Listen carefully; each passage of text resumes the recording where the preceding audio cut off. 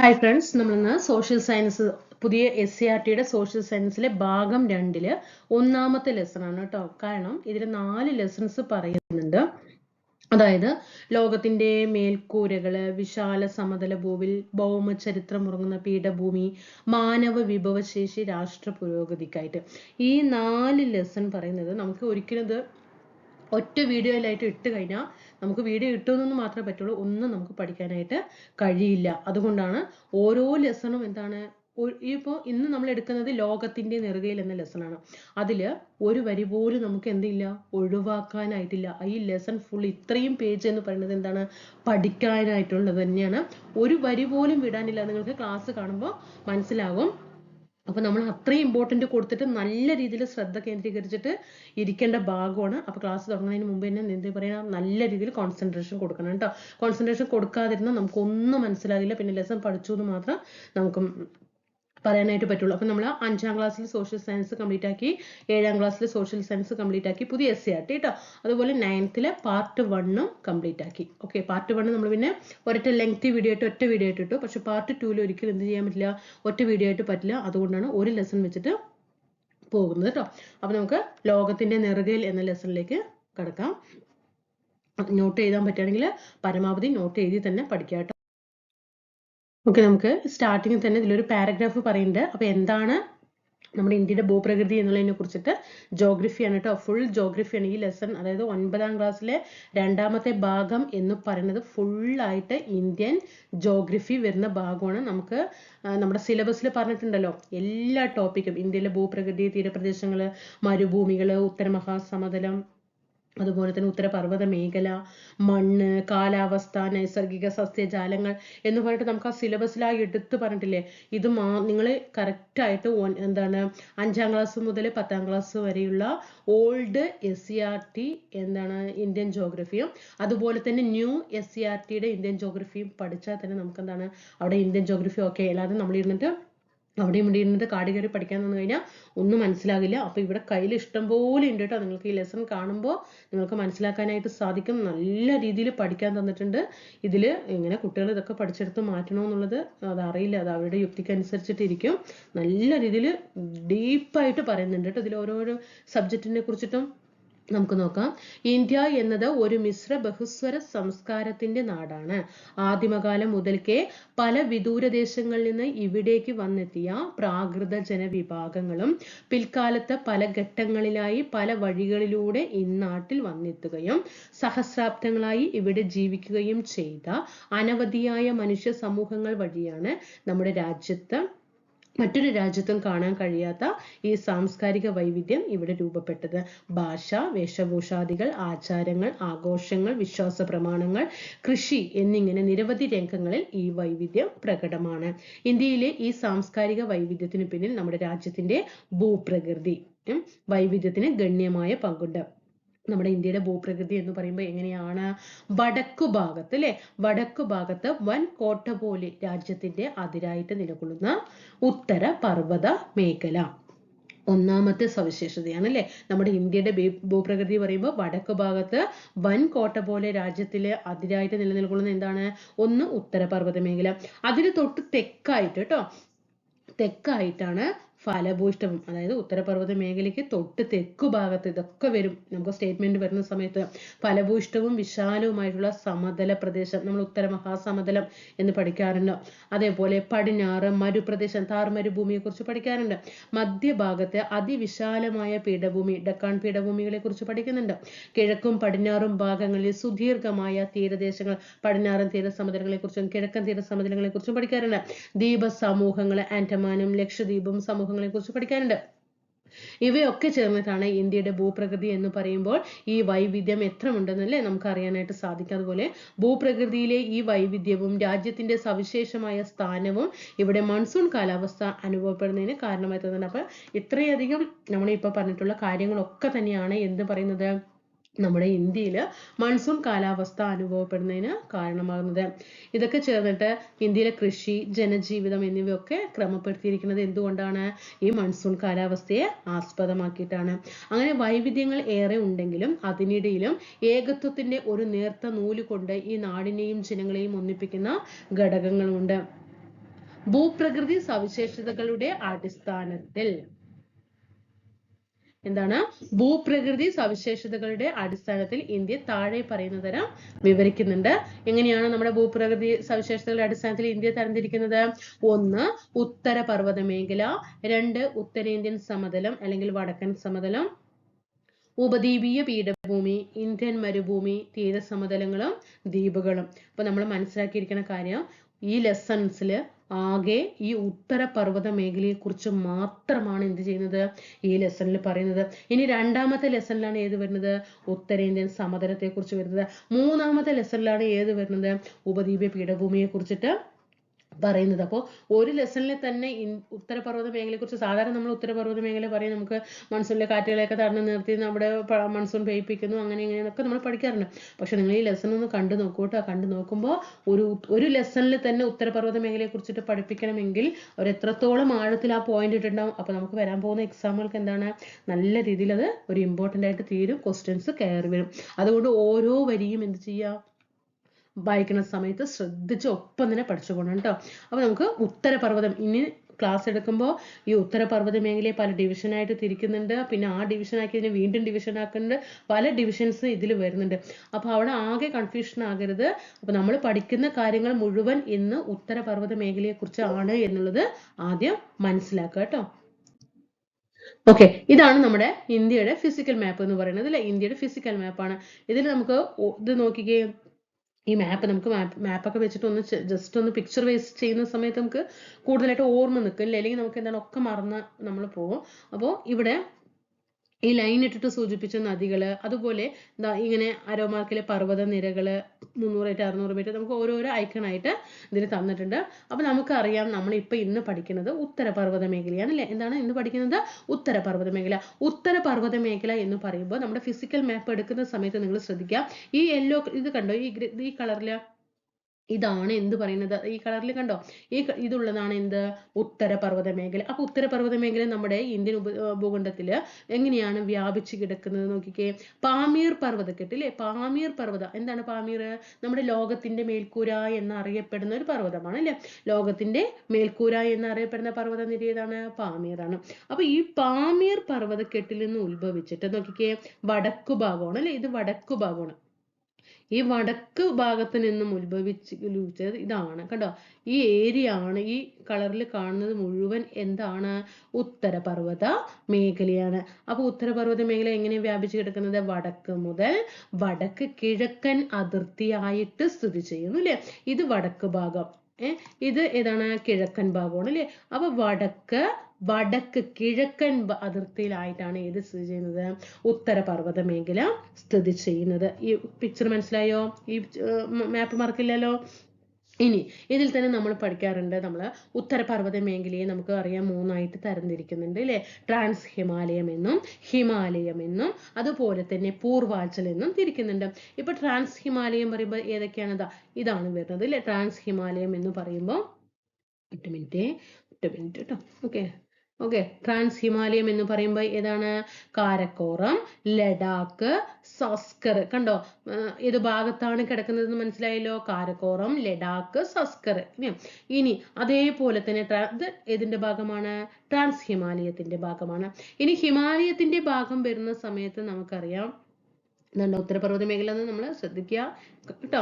അതേപോലെ തന്നെ നമുക്കറിയാം എന്താണ് ഹിമാലയത്തിനെ ഹിമാദ്രി, ഹിമാചൽ, സിവാലിക് ആയിട്ട് തരംതിരിച്ചിട്ടുണ്ട്. അതുപോലെ തന്നെ നമുക്ക് പൂർവാഞ്ചൽ എന്ന് പറയുമ്പോൾ നമുക്ക് നാഗ കുന്നുകള്, ഗാസി, ജൈന്തിയ കുന്നുകള്, മിസോ കുന്നുകള്, പഡ്ഖായി ഭൂമി അല്ലെ. അതൊക്കെ എവിടെയാണ്? പൂർവാഞ്ചൽ എന്ന് പറയുമ്പോൾ അതിന് വാക്കിന്റെ അർത്ഥം എന്താണ്? കിഴക്കൻ ഭാഗമാണ് അല്ലെ. കിഴക്കൻ ഭാഗമാണ്. ഇത്രയും കാര്യങ്ങൾ മനസ്സിലായല്ലോ. അപ്പൊ ഉത്തരപർവ്വത മേഖല കണ്ടോ, ഉത്തരപർവ്വത മേഖല. അപ്പൊ ഈ കളറിൽ കാണിക്കുന്ന മുഴുവൻ ആ അതിർത്തി എങ്ങനെയാണ് സ്ഥിതി ചെയ്യുന്നത് പിക്ചർ നോക്കുക. ഇനി എങ്ങനെയാണ് നമുക്കിനി ഉത്തരപർവ്വത മേഖലയെ കുറിച്ചിട്ട് നമുക്ക് എക്സ്പ്ലെയിൻ ആയിട്ട് പഠിക്കാം കേട്ടോ. ലോകത്തിന്റെ മേൽക്കൂര എന്നറിയപ്പെടുന്ന പാമീർ പർവ്വതക്കെട്ടിൽ നിന്ന് ഉത്ഭവിച്ച് കിഴക്ക് പൂർവാചൽ വരെ, ഇപ്പൊ നമ്മൾ പിക്ചർ വൈസ് പറഞ്ഞു അല്ലേ, ലോകത്തിന്റെ മേൽക്കൂര എന്ന് അറിയപ്പെടുന്ന, ശ്രദ്ധിക്കണം, ഓരോ വരിയും ശ്രദ്ധിക്കണം, ഒരു വരി പോലും ഞാൻ തന്നെ ലെസൺ വായിച്ചിട്ട് എന്തൊരു ഈശ്വരാ ഇത്, നമുക്ക് സാധാരണ ലെസൺ എടുക്കുമ്പോൾ പകുതിയൊക്കെ കട്ട് ചെയ്ത് ഇവിടെ ഒന്നും പഠിക്കാൻ പറയുമ്പോൾ നമുക്കൊരു സമാധാനമാണ്. പക്ഷെ ഇത് ഒരു ലൈന് പോലും വിടാൻ പറ്റുന്നില്ല എന്ന് പറയുമ്പോൾ അത്ര ഇമ്പോർട്ടന്റ് കേട്ടോ. ലോകത്തിന്റെ മേൽക്കൂര എന്നറിയപ്പെടുന്ന പാമീർ പർവ്വതക്കെട്ടിൽ നിന്ന് ഉത്ഭവിച്ച്, ആ പിക്ചർ ഒന്ന് മനസ്സിൽ, മാപ്പ് ഒന്ന് മനസ്സിൽ കൊണ്ടുവന്നേ, പാമീർ പർവ്വതക്കെട്ടിൽ നിന്നും ഉത്ഭവിച്ച് കിഴക്ക് പൂർവാചൽ വരെ വ്യാപിക്കുന്ന നിരവധി പർവ്വത നിരകൾ ചേർന്നതാണ് ഇന്ത്യൻ ഉപഭൂഖണ്ഡത്തിന്റെ വടക്ക് കിഴക്കൻ അതിരായ ഉത്തര പർവ്വത മേഖല. അപ്പൊ ഇന്ത്യൻ ഉപഭൂഖണ്ഡത്തിന്റെ വടക്ക് കിഴക്കൻ അതിർത്തിയായിട്ടാണ് ഉത്തര പർവ്വത മേഖല സ്ഥിതി ചെയ്യുന്നത്. ലോകത്തിന്റെ മേൽക്കൂര എന്നറിയപ്പെടുന്ന പാമീർ പർവ്വതക്കെട്ടിൽ നിന്നാണ് ഇതിന്റെ ഉത്ഭവം. ഇതിന്റെ അവസാനം എവിടെയാണ്? പൂർവാചലിലാണ്. കിഴക്ക് പൂർവാചൽ വരെ വ്യാപിച്ചിരിക്കുന്നു. ഒക്കെയാണോ? ഉത്തരപർവ്വത മേഖല എങ്ങനെ സ്ഥിതി ചെയ്യുന്നു, എവിടെ നിന്നാണ് ഉത്ഭവം, എവിടെയാണ് ഇതിന്റെ അവസാനം, മനസ്സിലായല്ലോ. ഇനി താരതമ്യേന ഇനി ഉത്തരപർവ്വത മേഖലയെ കുറിച്ചിട്ട് ഇത്രയും വിശേഷണങ്ങളുണ്ട്, ഇത് പഠിക്കണം കേട്ടോ, ഓരോരോ പോയിന്റ് ആയിട്ട് പഠിക്കണം. ഇത്രയും കാര്യങ്ങൾ ഓരോ ഉത്തരപർവ്വത മേഖലയുടെ വിശേഷണങ്ങളാണ്. ഇനി ഉത്തരപർവ്വത മേഖല എന്താണ്, വീണ്ടും 3 ടൈപ്പ് ഉണ്ട്, ട്രാൻസ് ഹിമാലയൻ, ഹിമാലയൻ, കിഴക്കൻ, അത് അവിടെ ഇരിക്കട്ടെ. ഈ പാരഗ്രാഫ് ഫുള്ളും പഠിക്കട്ടെ ഉത്തരപർവ്വത മേഖലയെ കുറിച്ചിട്ട്. ഒന്നാമത്തെ പോയിന്റ് ഒന്ന് നോക്കിക്കേ. ഒന്നാമത്തെ പോയിന്റ്, താരതമ്യേന പ്രായം കുറവാണ്. ഓക്കെ, ഉത്തരപർവ്വത മേഖല എന്ന് പറയുമ്പോൾ എന്താണ്? പ്രായം കുറവാണ്, ഉയരമേറിയതുമാണ് ഈ പർവ്വത നിരകൾ. പ്രായം കുറവാണ്, ഉയരം കൂടുതലുമാണ്. പ്രായം കുറവാണ്, ഉയരം, രണ്ടാമത്തെ പോയിന്റ്, പ്രായം കുറവും ഉയരം കൂടുതലുമാണ്. ശിലാപാളികൾക്ക് വലനം സംഭവിച്ച് രൂപപ്പെട്ട മടക്കു പർവ്വതമാണ്. മൂന്നാമത്തെ പോയിന്റ്, ശിലാപാളികൾക്ക് വലനം സംഭവിച്ച് രൂപപ്പെട്ടതാണ് ഏത്? ഈ ഉത്തരപർവ്വത മേഖല എന്ന് പറയുന്നത്. ശിലാപാളികൾക്ക് വലനം സംഭവിച്ച് രൂപപ്പെട്ടതാണ്. അടുത്തത് നോക്കിക്കേ, നാലാമത്തേത്, പടിഞ്ഞാറ് സിന്ധു നദി മുതൽ കിഴക്ക് ബ്രഹ്മപുത്ര നദി വരെ ഏകദേശം 2400 കിലോമീറ്റർ നീളത്തിൽ വ്യാപിച്ചു കിടക്കുന്ന ഉത്തരപർവ്വത മേഖലയ്ക്ക് 150 മുതൽ 400 കിലോമീറ്റർ വരെ വീതിയുണ്ട്. അപ്പൊ ഉത്തരപർവ്വത മേഖല എങ്ങനെ, എവിടെ മുതൽ എവിടം വരെ വ്യാപിച്ചു കിടക്കുന്നു? പടിഞ്ഞാറ് സിന്ധു നദി മുതൽ കിഴക്ക് ബ്രഹ്മപുത്ര വരെ. പടിഞ്ഞാറ് സിന്ധു നദി മുതൽ കിഴക്ക് എവിടെയാണ്? ആ പിക്ചർ, ആ മാപ്പ് ഒന്ന് മനസ്സിൽ കാണണം കേട്ടോ. പടിഞ്ഞാറ് സിന്ധു മുതൽ കിഴക്ക് ബ്രഹ്മപുത്ര നദി വരെ വ്യാപിച്ചു കിടക്കുന്നു. ഉത്തരപർവ്വത മേഖലയുടെ വിസ്തൃതി എത്രയാണ്? 2400 കിലോമീറ്റർ ആണ്. 2400 കിലോ ആണ് കേട്ടോ, കിലോമീറ്റർ ആണ്. എത്രയാണ് വീതി? 150 മുതൽ 400 കിലോമീറ്റർ വരെ. 150 മുതൽ 5 വരെ വ്യാപിച്ചു കിടക്കുന്നു. ഇത് അഞ്ചാമത്തെ പോയിന്റ് ആയിട്ട് മനസ്സിലാക്കട്ടെ. 2400 കിലോമീറ്റർ ആണ് വിസ്തൃതി. ഇനി ആറാമത്തെ പോയിന്റ് നോക്കൂ, 150 മുതൽ 400 കിലോമീറ്റർ വരെയാണ് വീതി. പഠിച്ചോ? ഇനി അടുത്ത ഏഴാമത്തെ പോയിന്റ് നോക്കിയേ, ഉയരമേറിയ കൊടുമുടികളും ഹിമാനികളും താഴ്വരകളും നിറഞ്ഞ സവിശേഷമായ ഭൂപ്രദേശമാണിത്. പഠിച്ചോ? ഇനി ഭൂപ്രകൃതി സവിശേഷതകളുടെ അടിസ്ഥാനത്തിൽ ഉത്തരപർവ്വത മേഖലയെ എത്രയായിട്ട് തരംതിരിക്കാം? 3ആയിട്ട്, ചിലപ്പോൾ 4ആയിട്ട് 5ആയിട്ട് എന്നൊക്കെ വരുമ്പോൾ കൺഫ്യൂഷൻ ആക്കാൻ പാടില്ല. 3ആയിട്ടാണ് തരംതിരിച്ചിരിക്കുന്നത്. അപ്പൊ ഉത്തരപർവ്വത മേഖല എന്തൊക്കെയാന്ന് പഠിച്ചോ? ഒന്നാമത്തെ പോയിന്റ്, ഞാൻ റിപ്പീറ്റേഷൻ ചെയ്യുന്നത് ക്ലാസ്സിൽ തന്നെ ഇരുന്ന് പഠിക്കട്ടെ എന്നിട്ടാണ്. ഇന്ത്യൻ ജോഗ്രഫി ഒക്കെ പഠിക്കുന്ന എനിക്ക് സമയത്ത് സത്യം പറഞ്ഞാൽ എനിക്കത് തീരെ ഇഷ്ടമല്ല ജോഗ്രഫി പഠിക്കുക എന്ന് പറയുന്നത്. ഹിസ്റ്ററിയോ കോൺസ്റ്റിറ്റ്യൂഷനോ മറ്റേ നമ്മുടെ സ്പെഷ്യൽ ടോപ്പിക്കുകളോ ഒക്കെ വേണമെങ്കിൽ എത്ര വേണമെങ്കിലും പഠിക്കും. പക്ഷേ ഈ ജോഗ്രഫി എന്ന് പറയുമ്പോൾ ദേഷ്യം വരും. അതുകൊണ്ട് അപ്പോൾ ചിലവർക്ക് നല്ല ഇഷ്ടമാകാം, ചിലവർക്ക് അത് പറ്റില്ല. അതുകൊണ്ടാണ് പറയുന്നത്. അപ്പോൾ നമുക്ക് ഒന്നാമത്തെ പോയിന്റ് എന്താണ്? താരതമ്യേന പ്രായം കുറവാണ്, ഉയരം കൂടുതലാണ്, ശിലാപാളികൾക്ക് വലനം സംഭവിച്ച് രൂപപ്പെട്ടതാണ്, പടിഞ്ഞാറ് സിന്ധു നദി മുതൽ കിഴക്ക് ബ്രഹ്മപുത്ര നദി വരെ വ്യാപിച്ചു കിടക്കുന്നു. 2400 കിലോമീറ്റർ ആണ് വിസ്തൃതി. 150 മുതൽ 400 കിലോമീറ്റർ വരെയാണ് വീതി. ഉയരമേറിയ കൊടുമുടികളും ഹിമാനികളും താഴ്വരകളും ഒക്കെ നിറഞ്ഞതാണ് ഉത്തരപർവ്വത മേഖല. ഉത്തരപർവ്വത മേഖലയെ ഭൂപ്രകൃതിയുടെ അടിസ്ഥാനത്തിൽ 3ആക്കി തരംതിരിച്ചിരിക്കുന്നു. അവിടെ ഓക്കെ ആയോ? ഈ പാരഗ്രാഫ് ഫുള്ള് ഓക്കെ ആയോ? ഓക്കെ, ഇനിയിപ്പോൾ നമ്മൾ പറഞ്ഞു മടക്ക് പർവ്വതങ്ങൾ എന്ന് പറഞ്ഞു അല്ലെ. മടക്ക് പർവ്വതങ്ങളാണിവ അല്ലെ. ഉത്തരപർവ്വത മേഖലയിലുള്ള പർവ്വതങ്ങളൊക്കെ എന്ന് പറഞ്ഞാണ് മടക്ക് പർവ്വതം. എന്താണ് മടക്ക് പർവ്വതം? എന്താണ് മടക്ക് പർവ്വതം പറയുന്നത്? ഭൂവൽക്കത്തിലെ ശിലാപാളികൾ സമ്മർദ്ദ ബലത്താൽ മടങ്ങി മടക്ക് പർവ്വതങ്ങൾ രൂപം കൊള്ളുന്നു. ശിലാപാളികൾക്ക് ഇത് കണ്ടോ, മടങ്ങിയിട്ട് കണ്ടോ, ഈ പിക്ചർ കണ്ടോ മടങ്ങിയിട്ട് കാണുന്നത്? ഭൂവൽക്കത്തിലെ ശിലാപാളികൾ സമ്മർദ്ദ ബലത്തിൽ, അതായത് ബാഹ്യമായിട്ടുള്ള പ്രഷർ മൂലം എന്ത് ചെയ്യാണ്? മടങ്ങിയിട്ട് മടക്ക് പർവ്വതങ്ങൾ രൂപം കൊള്ളുന്നു. വലനം എന്ന ഈ പ്രക്രിയയിലൂടെയാണ് മടക്ക് പർവ്വതങ്ങൾ. അപ്പൊ ഏത് മടക്ക് പർവ്വതങ്ങൾ രൂപം കൊള്ളുന്ന പ്രക്രിയ ഏത് എന്ന് ക്വസ്റ്റ്യൻ വന്നാൽ വലനമാണ് കേട്ടോ. വലനം, ഫോൾഡിംഗ് ആണ്. മടക്കുപർവ്വതങ്ങൾ രൂപം കൊള്ളുന്ന പ്രക്രിയ എങ്ങനെയാണ്? എന്താണ്? വലനം. മടക്കുപർവ്വതങ്ങൾ രൂപം കൊള്ളുന്ന പ്രക്രിയ വലനം. മടക്കുപർവ്വതങ്ങൾക്ക് ഉദാഹരണം പഠിച്ചോളൂ. ഹിമാലയം, ആൽപ്സ് കേട്ടോ. ഹിമാലയം, ആൽപ്സ് എന്താണ്? മടക്കുപർവ്വതത്തിന് ഉദാഹരണമാണ്. അപ്പൊ മടക്കുപർവ്വതം രൂപം കൊള്ളുന്ന പ്രക്രിയ എന്താണ്? വലനം. പഠിച്ചോ? ഫോൾഡിംഗ് വലനം.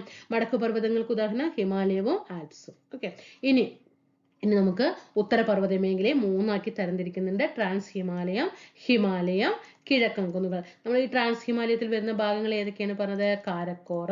കാരക്കോറം പറഞ്ഞു, പിന്നെ ഏത് പറഞ്ഞു? ലഡാക്ക് പറഞ്ഞു, പിന്നെയോ സസ്കർ അല്ലെ. കാരക്കോറം, ലഡാക്ക്, സസ്കർ. ഹിമാലയത്തിന്റെ വരുന്ന ഭാഗങ്ങൾ ഏതൊക്കെയാണ്? ഹിമാദ്രി, പിന്നെ ഏതാണ്? പിന്നെ ഹിമാചൽ, പിന്നെ സിവാലിക്, കിഴക്കൻ കുന്നുകളിൽ ഏതൊക്കെ വരും? ഗാസി, ഗാരോ, ജയന്തിയ, നാഗ ഒക്കെ എന്തുവരും? കുന്നുകൾ വരും. ഇതൊക്കെ ഇതിലാണ് കിഴക്കൻ കുന്നുകൾ വരാണ്. ഇനി ഇവിടെ ഒരു പോയിന്റ് ശ്രദ്ധിച്ചോ. സമുദ്രനിരപ്പിൽ നിന്നും 900 മീറ്റർ, കിലോമീറ്റർ അല്ല, 900 മീറ്ററിന് മുകളിൽ ഉയരമുള്ള ഭൂരൂപങ്ങൾ പൊതുവെ പർവ്വതങ്ങൾ എന്ന് പറയും. അപ്പോൾ ഒരു പർവ്വതത്തെ, അത് പർവ്വതമാണ് എന്ന് വിശേഷിപ്പിക്കപ്പെടുന്നത് എപ്പോഴാണ്? 900 മീറ്ററിന് മുകളിൽ ഉയരമുണ്ടെങ്കിൽ അതിനെ, ആ ഭൂരൂപത്തിന്, ഒരു ഭൂരൂപം എത്ര മീറ്റർ ഉയരമുണ്ടെങ്കിലാണ് അതിനെ പർവ്വതമായിട്ട് വിശേഷിപ്പിക്കപ്പെടുക? എത്രയാണ്? 900 മീറ്ററിന് മുകളിലാണ്. ഇനി നമുക്കിതൊന്ന് ഫില്ല് ചെയ്താലോ. ട്രാൻസ് ഹിമാലയം, കിഴക്കൻ കുന്നുകളിൽ നമ്മൾ നേരത്തെ ചർച്ച ചെയ്തില്ലേ. ട്രാൻസ് ഹിമാലയത്തിന്റെ ഭാഗം ഏതൊക്കെയാണ്? കാരക്കോറം വരും, ലഡാക്ക് വരും, പിന്നെ സസ്കർ നിരകളും. ഓക്കെ, കാരക്കോറം, ലഡാക്ക്, സസ്കർ. കണ്ടോ ഈ റെഡ് കണ്ടോ ഇവിടെ ചെയ്തിരിക്കുന്ന നോക്കിയേ. ട്രാൻസ് ഹിമാലയത്തിൽ റെഡ് കളറിൽ കാണുന്നത് കണ്ടോ? റെഡ് കളറിൽ കാണുന്നത് ലഡാക്ക്, സസ്കർ, കാരക്കോറം. ഇനി ഹിമാലയത്തിന്റെ ഭാഗമായിട്ട് വരുന്നത് ഈ വയലറ്റ് കളറിൽ നോക്കിക്കേ. ഹിമാദ്രി, ഹിമാചല്, പിന്നെ സിവാലിക്. പിന്നെ കിഴക്കൻ കുന്നുകളിൽ ഗ്രീനിൽ നോക്കൂ. നാഗ കുന്നുകള്, പട്കായി ഭൂമ്, പിന്നെ ഗാസി, ഗാരോ, മേഘാലയ അല്ലെ, ജയന്തി കുന്നുകൾ, ഇതൊക്കെ ഇവിടെ വരുന്നതാണ്. പൂർവാഞ്ചലില് വരുന്നതാണ്. ഇനി ഇതിൽ ഏറ്റവും വടക്ക് കാണപ്പെടുന്ന ട്രാൻസ് ഹിമാലയം. ഓക്കെ, വടക്ക് നമുക്ക് ഇനി എന്താണ് പഠിക്കാൻ പോണത്? ഇനി പഠിക്കാം. ഞാന് ഓരോന്നും പറയുമ്പോ എടുത്തെടുത്ത് പറയണത് ഇവിടെ പഠിച്ച അവിടെ എത്തുമ്പോൾ നമ്മളിപ്പോ എന്താ പഠിച്ചത് ലാസ്റ്റ് നമ്മളോടൊന്ന് ചോദിക്കേണ്ട ഒരു അവസ്ഥ വരരുത് കേട്ടോ. അപ്പൊ ഇനി ഇവിടെ പറയുന്നത് ട്രാൻസ് ഹിമാലയത്തെ കുറിച്ചിട്ട് ഇനി എക്സ്പ്ലെയിൻ ചെയ്യാൻ പോകും കേട്ടോ. അപ്പൊ നമ്മൾ എന്തൊക്കെ പഠിച്ചു? ഉത്തരപർവ്വത മേഖല എന്താണ് എന്നുള്ളത് വ്യക്തമായിട്ട് നമ്മൾ പഠിച്ചു. എന്താണ് മടക്ക് പർവ്വതങ്ങൾ എന്ന് നമ്മൾ പഠിച്ചു.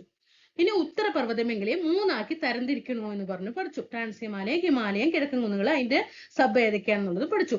ഇനി നമുക്ക് ഓരോന്നോരോന്ന് പഠിക്കണ്ടേ? ആദ്യം നമുക്ക് ട്രാൻസ് ഹിമാലയത്തെ കുറിച്ചിട്ട് പഠിച്ചു പോകാം കേട്ടോ. ഇതിൽ ഏറ്റവും വടക്ക് കാണപ്പെടുന്ന എവിടെയാണ്? ഈ ഭാഗം അല്ലേ. ഏറ്റവും വടക്ക് കാണപ്പെടുന്ന ട്രാൻസ് ഹിമാലയം എന്തറിയപ്പെടുന്നുണ്ട്? ടിബറ്റൻ ഹിമാലയം എന്നറിയപ്പെടുന്നു. അപ്പൊ ടിബറ്റൻ ഹിമാലയം എന്നറിയപ്പെടുന്ന ഉത്തരപർവ്വത മേഖലയുടെ ഭാഗം ഏതെന്ന് ചോദിച്ചാൽ അത് ട്രാൻസ് ഹിമാലയമാണ്. ട്രാൻസ് ഹിമാലയത്തിന്റെ മറ്റൊരു പേരെന്താണ്? ടിബറ്റൻ ഹിമാലയം. എത്രയാണ് ഉയരം? 3000 മീറ്റർ ഉയരം. എത്രയാണ് ട്രാൻസ് ഹിമാലയത്തിന്റെ ഉയരം എന്ന് പറയുന്നത്? 3000 മീറ്റർ ആണ് കേട്ടോ. 3000 മീറ്റർ ആണ് ട്രാൻസ് ഹിമാലയത്തിന്റെ ഉയരം. ഇനി ട്രാൻസ് ഹിമാലയത്തിന് ഏകദേശം 40 കിലോമീറ്റർ, എത്രയാണ്? 40 കിലോമീറ്റർ വീതിയും 965 കിലോമീറ്റർ നീളവും. പഠിച്ചോളണേ കേട്ടോ, പഠിച്ചോളണേ. കാരക്കോറം നിര ഹിമാലയ പർവ്വതത്തെ പാമീർ പർവ്വതക്കെട്ടുമായിട്ട് ബന്ധിപ്പിക്കുന്നു. അപ്പോ ഈ കാരക്കോറം മലനിരയാണ് എന്ത് ചെയ്യുന്നത്? ഹിമാലയ പർവ്വതത്തെ പാമീർ പർവ്വതക്കെട്ടുമായിട്ട്, നമ്മൾ പറഞ്ഞില്ലേ പാമീറിൽ നിന്നാണ് ഉത്ഭവം എന്ന് പറഞ്ഞില്ലേ. ഈ പാമീർ പർവ്വതക്കെട്ടുമായിട്ട് ഹിമാലയ പർവ്വതത്തെ ബന്ധിപ്പിക്കുന്നത് ആരാണ്? കാരക്കോറമാണ് കേട്ടോ. കാരക്കോറമാണ്. കാരക്കോറം നിരയാണ് ഹിമാലയ, ശ്രദ്ധിക്കണേ, കാരക്കോറം നിരയാണ് ഹിമാലയ പർവ്വതത്തെ പാമീർ പർവ്വതക്കെട്ടുമായിട്ട് ബന്ധിപ്പിക്കുന്നത്. പഠിച്ചോ? ഇവിടെ എന്തൊക്കെ പഠിച്ചു നമ്മള് ട്രാൻസ് ഹിമാലയത്തെ കുറിച്ചിട്ട്? ട്രാൻസ് ഹിമാലയത്തിന്റെ മറ്റൊരു പേരെന്താണ്? ടിബറ്റൻ ഹിമാലയം അല്ലെ? എന്താണ്? ടിബറ്റൻ ഹിമാലയം എന്നറിയപ്പെടുന്നു. 3000 മീറ്റർ ആണ് ഇതിന്റെ ഉയരം എന്ന് പറയുന്നത്. 40 കിലോമീറ്റർ ആണ് വീതി. 965 കിലോമീറ്റർ ആണ് നീളം. കാരക്കോറം പർവ്വതനിരയാണ് ഹിമാലയ പർവ്വതത്തെ പാമീർ പർവ്വതക്കെട്ടുമായിട്ട് എന്ത് ചെയ്യുന്നു? ബന്ധിപ്പിക്കുന്നു. ഇനി ഈ ട്രാൻസ് ഹിമാലയത്തിന് തെക്കായിട്ട് കിഴക്കോട്ട് വ്യാപിക്കുന്ന 3 സമാന്തര പർവ്വത നിരകൾ കണ്ടില്ലേ എന്നാ ചോദിക്കുന്നത്. ഏതൊക്കെയാണ്? ഹിമാദ്രി, ഹിമാചൽ, സിവാലിക് എന്നിവയാണ് ഈ സമാന്തര പർവ്വത നിരകൾ. ഇവ മൂന്നും ചേർന്നതാണ് ഏത്? ഹിമാലയം എന്ന് പറയുന്നത്. അപ്പോ ഹിമാലയം എന്ന് പറയുന്നത് ട്രാൻസ് ഹിമാലയത്തിന്റെ ഏതു ഭാഗത്തായിട്ടാണ് കാണപ്പെടുന്നത്? ട്രാൻസ് ഹിമാലയത്തിൽ നിന്ന് ഹിമാലയം എങ്ങനെ കാണപ്പെടുന്നു? ട്രാൻസ് ഹിമാലയത്തിന് തെക്കു ഭാഗത്തായിട്ട് കിഴക്കോട്ട് വ്യാപിക്കുന്ന 3 സമാന്തര പർവ്വത നിരകൾ അല്ലെ? അതേതൊക്കെയാണ്? ഹിമാദ്രിയും, ഹിമാചലും, സിവാലിക്കും. ആ മൂന്നും കൂടി ചേർന്നതാണ് ഇത് ഹിമാലയം എന്ന് പറയുന്നത്. ഇനി ഹിമാലയ നിരകളിൽ ഏറ്റവും തെക്കായതും ഗംഗാ സമതലത്തിന് അതിരായി നിലകൊള്ളുന്നതുമായ സിവാലിക് നിരക്ക് ഏകദേശം എത്രയാണ്? 60 മുതൽ 150 കിലോമീറ്റർ വരെ അല്ലെ? 60 മുതൽ 150 കിലോമീറ്റർ വരെ വീതിയുണ്ട്. അപ്പൊ ഹിമാലയ നിരകളിലെ ഏറ്റവും തെക്കും അതുപോലെ തന്നെ ഗംഗാ സമതലത്തിന് അതിരായിട്ട് നിലകൊള്ളുന്നതുമായ സിവാലിക് നിരക്കിടെ കിലോമീറ്റർ എത്രയാണ്? എത്ര കിലോമീറ്റർ വീതിയാണ് സിവാലിക്കിന്റെ? 60 to 150 കേട്ടോ. 60 to 150. ഹിമാലയത്തിന്റെ ഏറ്റവും പുറമെയുള്ള ഭാഗമായതിനാൽ ഈ നിരയെ ഔട്ടർ ഹിമാലയം എന്ന് അറിയപ്പെടുന്നു. അപ്പൊ നമ്മളിപ്പോ എന്താ പഠിച്ചത്? ഹിമാലയം ട്രാൻസ് ഹിമാലയത്തിന്റെ ഏത് ഭാഗത്ത് എങ്ങനെ സ്ഥിതി ചെയ്യുന്നു എന്ന് പറഞ്ഞു. ഹിമാലയം എന്ന് പറയുന്നത് ഹിമാദ്രിയും, ഹിമാചലും, സിവാലിക്കും കൂടി ചേർന്നതാണ് ഹിമാലയം എന്ന് പറഞ്ഞു. അപ്പൊ പിന്നെ ഈ സിവാലിക്കിനെ കുറിച്ചിട്ടാണ് ഇവിടെ വിശേഷണം പറഞ്ഞത്. എന്താ പറഞ്ഞത്? ഹിമാലയ നിരകളിൽ ഏറ്റവും തെക്കു ഭാഗത്തായിട്ട് അല്ലെ? ഹിമാലയ നിരകളിൽ ഏറ്റവും തെക്കു ഭാഗത്തും അതുപോലെ ഗംഗാ സമതലത്തിന് അതിരായിട്ട് നിലകൊള്ളുകയാണ് ഏത് ചെയ്യുന്നത്? ഈ സിവാലിക് എന്ന് പറയുന്നത്. സിവാലിക്കിന്റെ വിസ്തൃതി നീളം വീതി എത്രയാണ്? 60 മുതൽ 150 കിലോമീറ്റർ വരെയാണ്. അതുപോലെ ഹിമാലയത്തിന്റെ ഏറ്റവും പുറമേയുള്ള ഭാഗമാണ് ഏത്?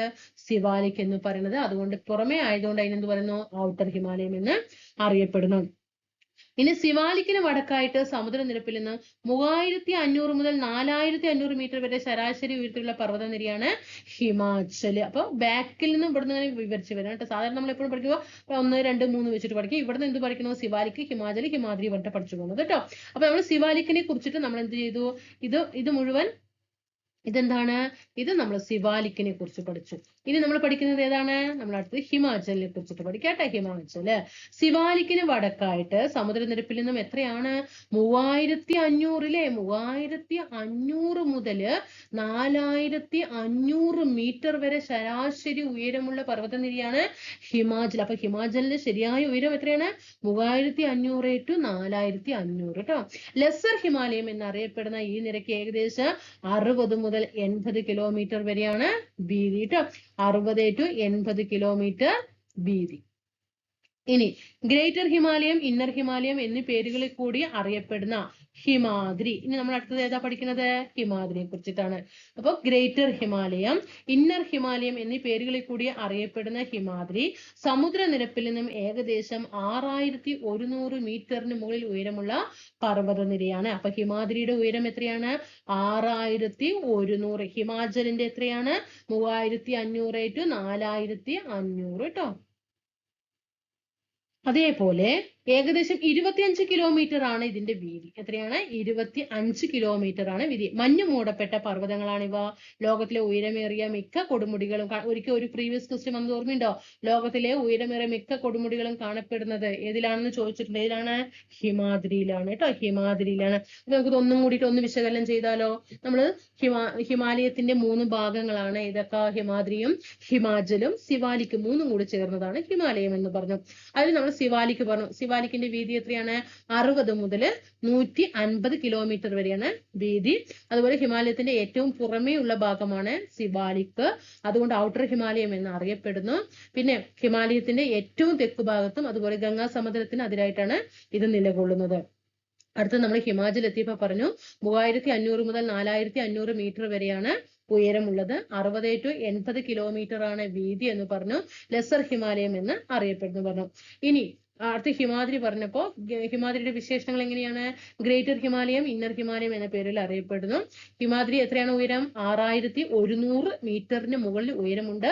25 കിലോമീറ്റർ ആണ് വീതി.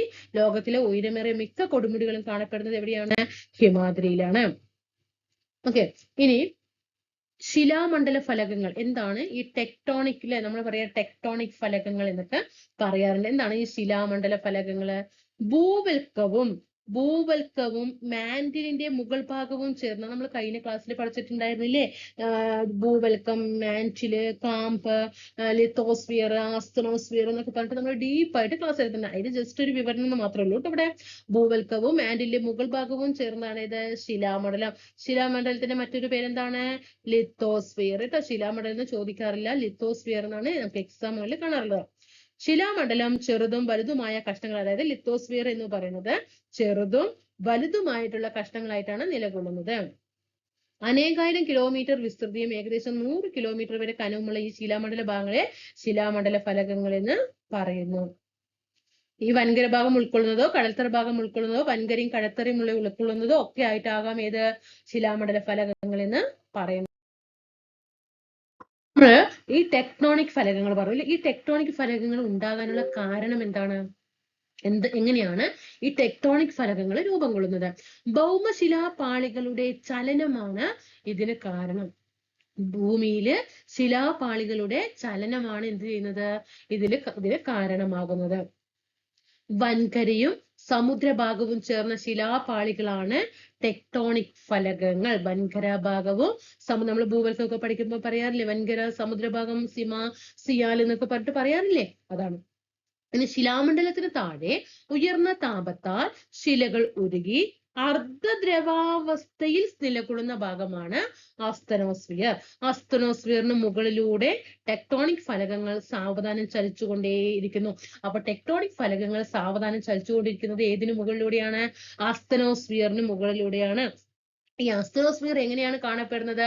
ശിലാമണ്ഡലത്തിന് താഴെ, അതായത് ലിത്തോസ്ഫിയറിന് താഴെ. നമ്മൾ കഴിഞ്ഞ ക്ലാസ്സുകളിൽ വ്യക്തമായിട്ട് പറഞ്ഞിട്ടുണ്ട്, പിക്ചർ വൈസ് നമ്മൾ പറഞ്ഞതാണ് അല്ലെ?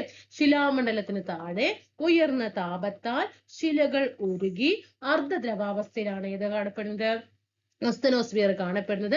ആസ്തനോസ്ഫിയറിന് മുകളിലൂടെയാണ് ടെക്ടോണിക് ഫലകങ്ങൾ ചലിച്ചുകൊണ്ടിരിക്കുന്നത്. ഫലക ചലനം മൂലം ഫലക അതിരുകളിൽ പർവ്വത രൂപീകരണം പോലുള്ള ഭൗമ പ്രവർത്തനങ്ങൾ സജീവമാണ്.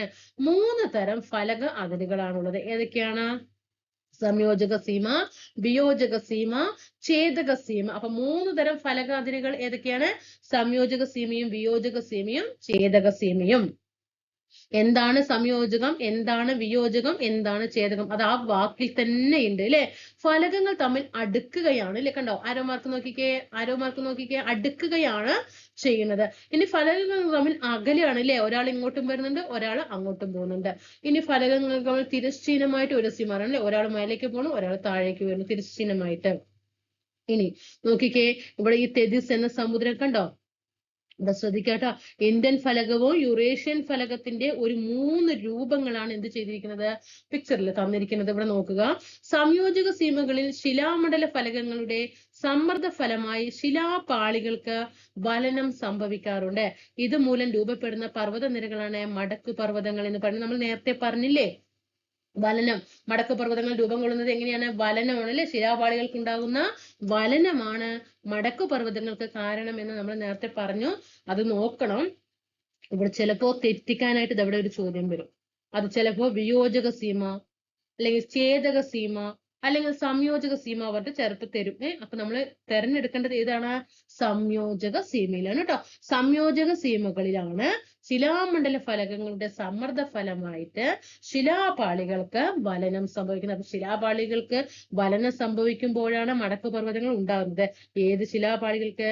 സംയോജക സീമകളിലുള്ള ശിലാമണ്ഡല ഫലകങ്ങളിൽ കേട്ടോ. ഏകദേശം 150 to 160 ദശലക്ഷം വർഷങ്ങൾക്ക് മുമ്പ്, അതായത് ഇത്രയും ദശലക്ഷം വർഷങ്ങൾക്ക് മുമ്പ് നമ്മുടെ ഉപദ്വീപീയ ഇന്ത്യയും ഓസ്ട്രേലിയൻ വൻകരയും ഉൾപ്പെടുന്ന ഇന്ത്യൻ ഫലകത്തിന്റെ സ്ഥാനം എവിടെയായിരുന്നു? ദക്ഷിണാർദ്ധഗോളത്തിലായിരുന്നു. എന്താണ് ദക്ഷിണാർദ്ധ, ഇപ്പൊ നമ്മൾ ഇന്ത്യ എന്ന് പറയുമ്പോൾ എവിടെയാണ്? ഉത്തരാർദ്ധഗോളത്തിലാണ് അല്ലെ. അതായത് 150 to 160 ദശലക്ഷം വർഷങ്ങൾക്ക് മുമ്പ് നമ്മുടെ ഇന്ത്യൻ ഫലകം എന്ന് പറയുന്ന സ്ഥാനം എവിടെയായിരുന്നു? ദക്ഷിണാർദ്ധഗോളത്തിലായിരുന്നു. പിന്നീട് ഇത് വടക്കോട്ട് നീങ്ങിയിട്ട് യുറേഷ്യൻ ഫലകത്തിന് അടുത്ത് വന്നപ്പോ ഈ രണ്ട് ഫലകങ്ങളുടെയും ഇടയിലും ഇന്ത്യൻ ഫലകം കണ്ടോ, യുറേഷ്യൻ ഫലകവും എന്താണ് ഇടയിൽ നിലകൊണ്ടിരുന്ന തെജിസ് സമുദ്രത്തിന്റെ അടിത്തട്ട് മടങ്ങി ഉയർന്നു വരാൻ തുടങ്ങി. അങ്ങനെയാണ് ഹിമാലയ പർവ്വത രൂപം കൊണ്ടത്. അതായത് ഹിമാലയ പർവ്വതം എങ്ങനെ രൂപം കൊണ്ടു എന്ന് ചോദിച്ചാൽ, ഹിമാലയ പർവ്വതം എങ്ങനെയാണ് രൂപം കൊണ്ടത്? അതായത് നമ്മുടെ ഇന്ത്യൻ ഫലകം എന്ന് പറയുന്നത് 150-160 ദശലക്ഷം വർഷങ്ങൾക്ക് മുമ്പ് എവിടെയാണ്? ദക്ഷിണാർദ്ധഗോളത്തിലാണ്. എന്നാൽ പിന്നീട് ഈ ഫലകം എന്ത് ചെയ്യാണ്? മെല്ലെ വടക്കോട്ട് ഇങ്ങനെ നീങ്ങി നമ്മുടെ യുറേഷ്യൻ ഫലകത്തിന്റെ അടുത്ത് എത്തിയപ്പോ, ഏതെന്നാണ്? യുറേഷ്യൻ ഫലകത്തിന്റെ, കണ്ടോ, യുറേഷ്യൻ ഫലകത്തിന്റെ അടുത്ത് എത്തിയ സമയത്ത് അതിന്റെ അടുത്തുണ്ടാകുന്ന ഒരു സമുദ്രമായിരുന്നു ഏത്? ഈ രണ്ട് ഫലകങ്ങളുടെയും ഇടയിൽ, അതായത് ഇന്ത്യൻ ഫലകത്തിന്റെയും യുറേഷ്യൻ ഫലകത്തിന്റെയും ഇടയിൽ ഒരു സമുദ്രം ഉണ്ടായിരുന്നു. ഏത് സമുദ്രമാണ്? തെജിസ് എന്ന സമുദ്രം. പ്രീവിയസ് ക്വസ്റ്റൻ ആണ് കേട്ടോ. തെജിസ് സമുദ്രത്തിന്റെ അടുത്തട്ട് എന്ത് ചെയ്തു? മടങ്ങിയിട്ട് ഉയർന്നു വരാൻ തുടങ്ങി. അങ്ങനെ ആ ഉയർന്നിട്ടാണ് അത് എന്തായിട്ട് മാറിയത്? പിന്നീട് ഹിമാലയ പർവ്വതത്തിന്റെ രൂപീകരണത്തിന് കാരണമായത്. ഇനി ഗിരികന്ധരങ്ങളെ കുറിച്ചിട്ട് ഇതിൽ പറയുന്നുണ്ട്, നോക്കൂ. ആഴമേറിയതും, കണ്ടോ ആഴം കണ്ടോ, ഈ മേലെ നിന്ന് ഒന്ന് നോക്കിക്കേ, മേലെ നിന്ന് നോക്കിക്കേ ആഴം. ഈ ആഴമേറിയതും ചെങ്കുത്തായ വശങ്ങൾ അല്ലെ, ചെങ്കുത്താണ് അല്ലെ, ചെരിഞ്ഞിട്ടാണ് അല്ലെ, ചെങ്കുത്തായ വശങ്ങളോട് കൂടിയതുമായ താഴ്വരകളാണ് ഇത് ഗിരികന്ധരങ്ങൾ എന്ന് പറയുന്നത്. സിന്ധു, ഗംഗ, സത്ലജ് തുടങ്ങിയ നദികൾ അപരദനത്തിലൂടെ ഹിമാലയ പർവ്വതനിരയ്ക്ക് കുറുകെ ഗിരികന്ധരങ്ങൾ സൃഷ്ടിക്കുന്നു. അപ്പൊ ഗിരികന്ധരങ്ങൾ സൃഷ്ടിക്കുന്ന നദികൾക്ക് ഉദാഹരണം ഏത്? അടുത്ത വരാൻ പോകുന്ന ഒരു ക്വസ്റ്റ്യൻ ആണ് കേട്ടോ. നമുക്കൊന്ന് പ്രവചിക്കാം കേട്ടോ. ഗിരികന്ധരങ്ങൾ ഹിമാലയ പർവ്വതനിരയ്ക്ക് കുറുകെ ഗിരികന്ധരങ്ങൾ സൃഷ്ടിക്കുന്ന നദികൾ ഏതൊക്കെയെന്ന് ചോദിക്കുമ്പോൾ നമ്മൾ അവിടെ കിടന്നിട്ട് പറയില്ലേ, നമ്മൾ തിലകം പറയുന്ന പോലെ, ലാലിനോട് പറയുന്ന പോലെ ആകും. അപ്പോ ഹിമാലയ പർവ്വതനിരയ്ക്ക് ഗിരികന്ധരങ്ങൾ സൃഷ്ടിക്കുന്ന നദികൾ ഏതൊക്കെയാണ്? സിന്ധു, പടിഞ്ഞാറ് നദിയായ ഏതാണ്? സിന്ധു.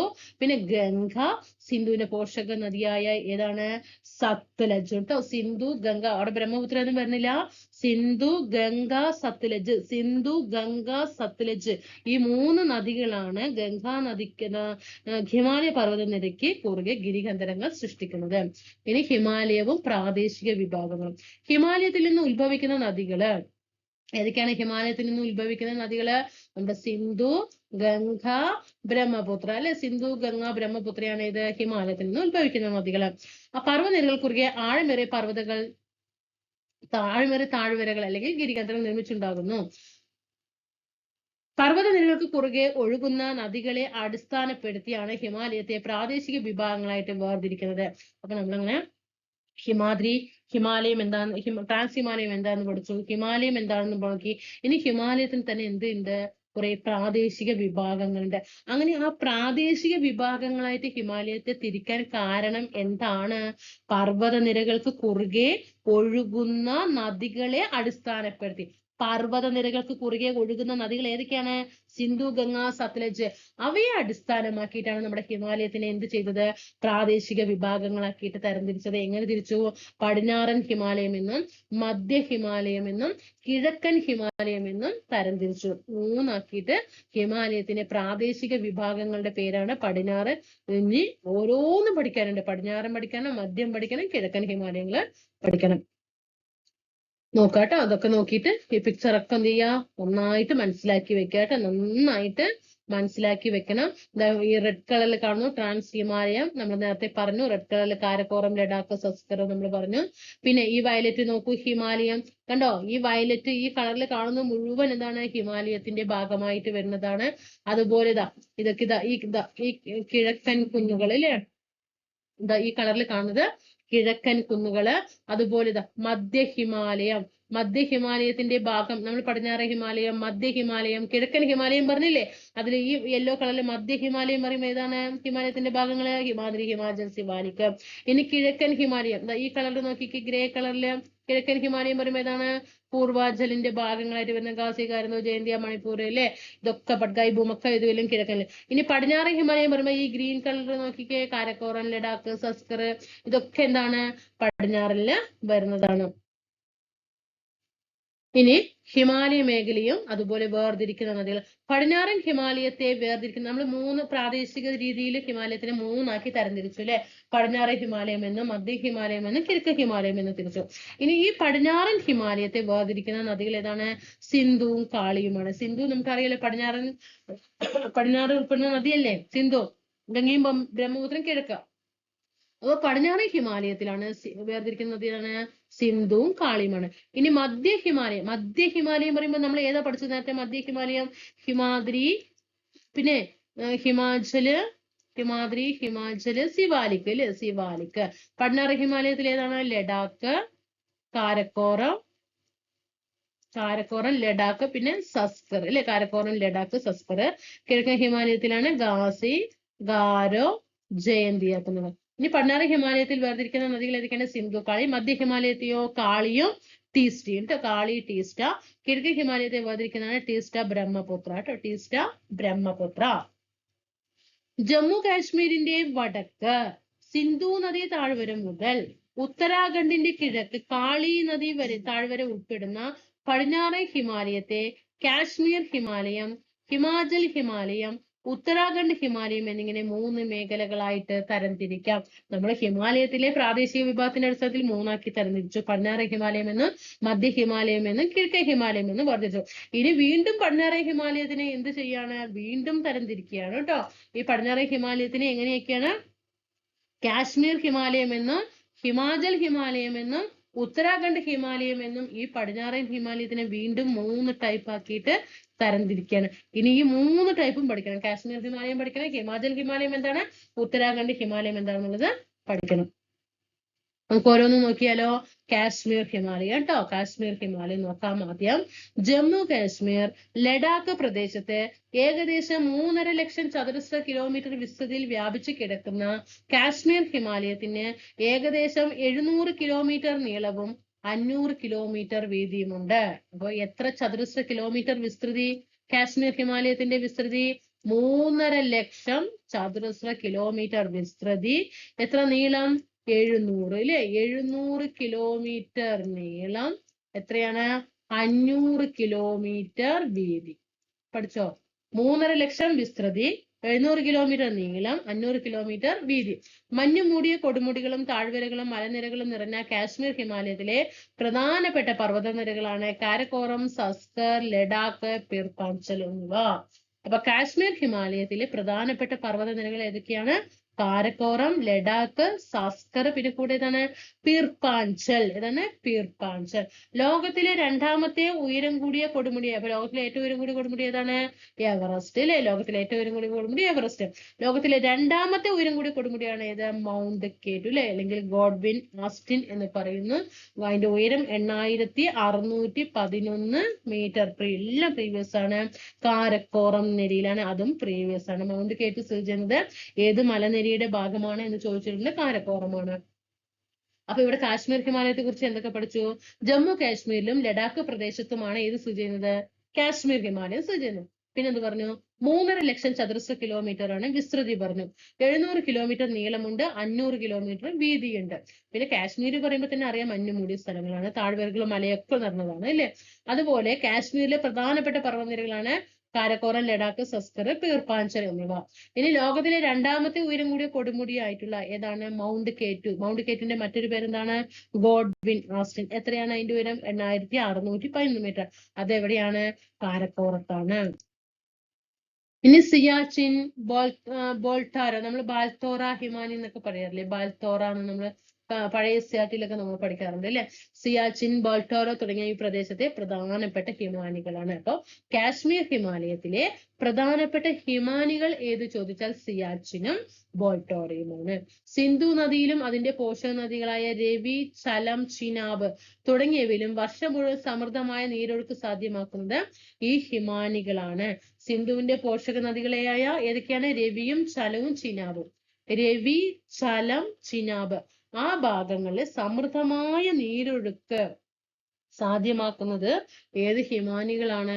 രവി നദിയിലും ചലം നദിയിലും ചിനാബ് നദിയിലും ഒക്കെ ധാരാളം ജലസമൃദ്ധമാകുന്നത് എന്തുമൂലമാണ്? ഈ സിയാച്ചിൻ ഹിമാനിയും ബോൾട്ടോറ ഹിമാനിയും കൊണ്ടാണ്. പർവ്വതങ്ങളുടെ ഇരുവശങ്ങളെയും തമ്മിൽ ബന്ധിപ്പിച്ച് ഗതാഗതം സാധ്യമാക്കുന്നത് പർവ്വതത്തിലെ ചുരങ്ങളാണ്.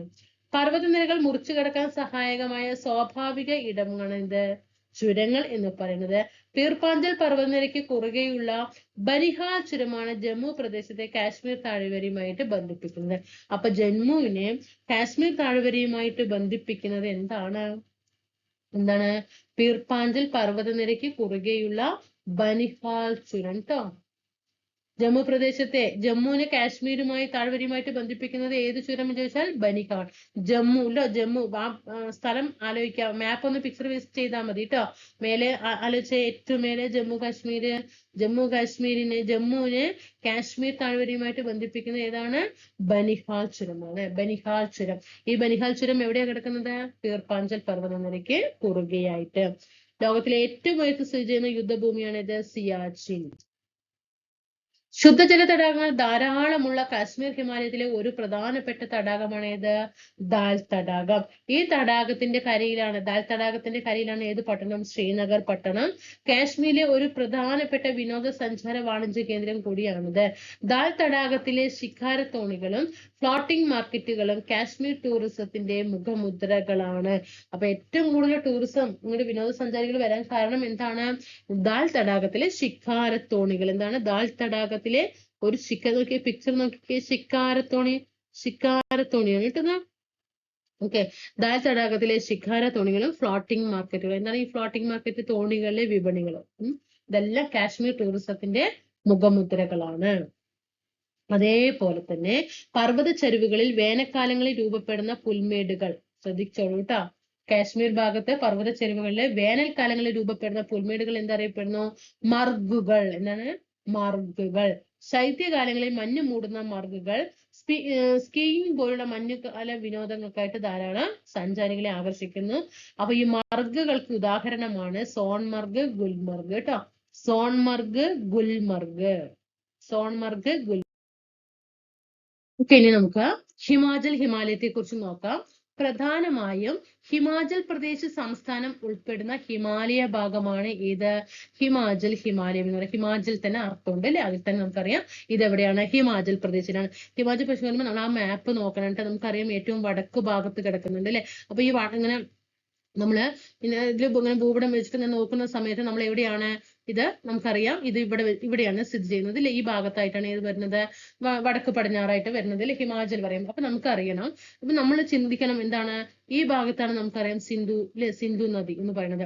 അപ്പൊ സിന്ധുവിന്റെ പോഷക നദികളും ഒക്കെ ആയിരിക്കും ഇതിലെ ഈ കാശ്മീർ ഹിമാലയത്തിലും ഹിമാചൽ ഹിമാലയത്തിലും ഒക്കെ വരുന്നത് എന്ന് പഠിക്കണം കേട്ടോ. ഈ പർവ്വത പ്രദേശത്തെ പ്രധാന നദികളാണ് ചിനാബ്, രവി, ബിയാസ്. ചിനാബും രവിയും ബിയാസും എന്ന് പറയുന്നത് ഏതിന്റെ പോഷക നദികളാണ്? സിന്ധുവിന്റെ പോഷക നദികളാണ്. നമ്മൾ കാശ്മീർ ഹിമാലയം എത്തുമ്പോൾ അവിടെ സിന്ധുവിന്റെ പോഷക നദികളല്ലേ പഠിച്ചത്. അതേപോലെ ഈ ഹിമാലയത്തിലെ പ്രധാനപ്പെട്ട പർവ്വതനിര ഏതാണ്? ദൗളാധാറാണ്. ഏതാണ്? ദൗളാധാറ്, പീർപ്പാഞ്ചൽ എന്നിവയാണ്. അതുപോലെ തന്നെ ഈ ഹിമാലയത്തിലെ 2 ശുദ്ധജല തടാകങ്ങളുണ്ട്, ചന്ദ്രതാലും സൂരജ്താലും.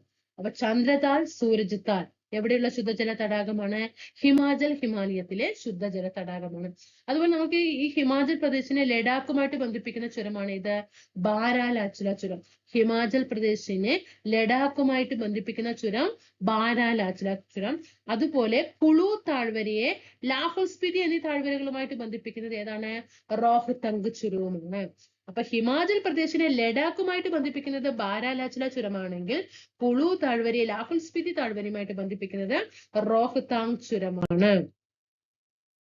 ഇനി നമുക്കറിയാം കുളു, കാംഗ്ര, ലാഹുൽ തുടങ്ങിയ മനോഹരമായ താഴ്വരകളും സുഖവാസ കേന്ദ്രങ്ങളായ ഷിംല, മണാലി എന്നിവയും വിനോദസഞ്ചാരികളെ ആകർഷിക്കുന്ന ഇടങ്ങളാണ് അല്ലെ. വിനോദസഞ്ചാരികളെ ഏറ്റവും കൂടുതൽ എത്തുന്നത് എവിടെയാണ്? ഏറ്റവും കൂടുതൽ ആകർഷിക്കുന്നത് എവിടെയാണ്? കുളു, കാംഗ്ര, ലാഹുൽ, ഷിംല, മണാലി. നിങ്ങൾക്ക് ഇവിടെ പോയിട്ടുണ്ടോ? ഒന്ന് താഴെ ഒന്ന് കമന്റ് ചെയ്യൂ, നിങ്ങൾ ഇവിടെ പോയിട്ടുണ്ടോ എന്ന്.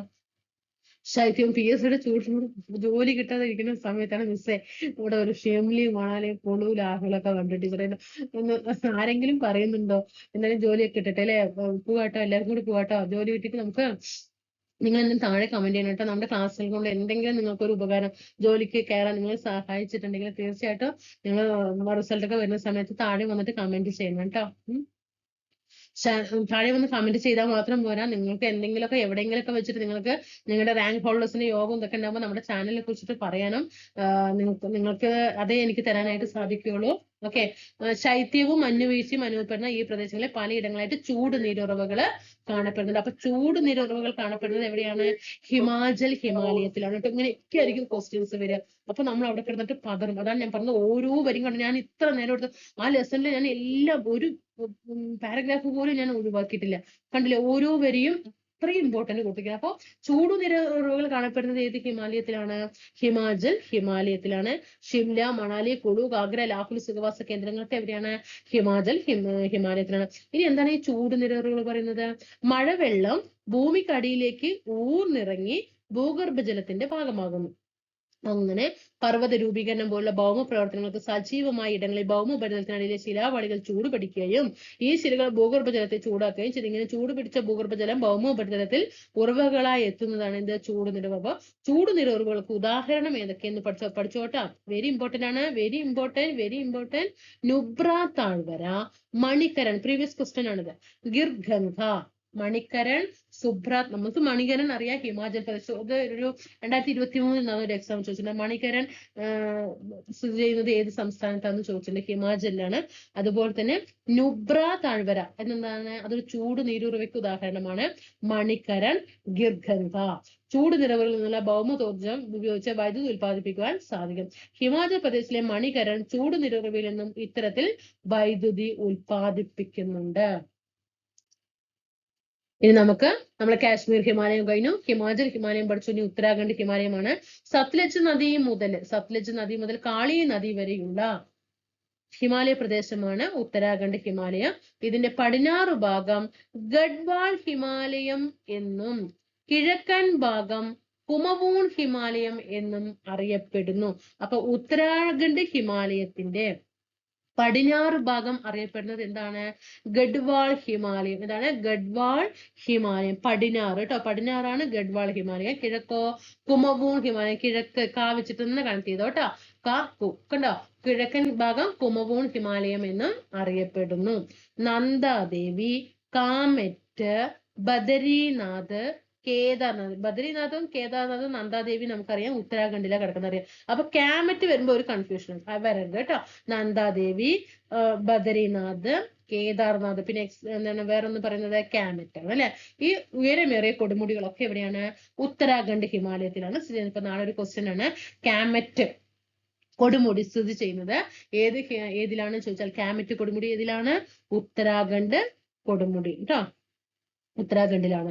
ഗംഗ, യമുന എന്നീ നദികളുടെ ഉത്ഭവസ്ഥാനമായ ഗംഗോത്രി, ഗംഗയുടെ ഉത്ഭവസ്ഥാനം ഗംഗോത്രി, യമുനയുടെ ഉത്ഭവസ്ഥാനം യമുനോത്രി തുടങ്ങിയ ഹിമാനികളും നൈനിറ്റാൾ, ഭീംതാൽ, നൈനിറ്റാൾ നമുക്കറിയാം ഉത്തരാഖണ്ഡ്, ഭീംതാൽ ഒക്കെ പുതിയ വാക്കാണ്, തുടങ്ങിയ ശുദ്ധജല തടാകങ്ങളും ഈ മേഖലയിലുണ്ട്. അപ്പൊ ഉത്തരാഖണ്ഡ് ഹിമാലയത്തെ നോക്കിക്കുക, നൈനിറ്റാൾ തടാകത്തെ കുറിച്ച് നോക്കൂ, പിക്ചർ നോക്കൂ.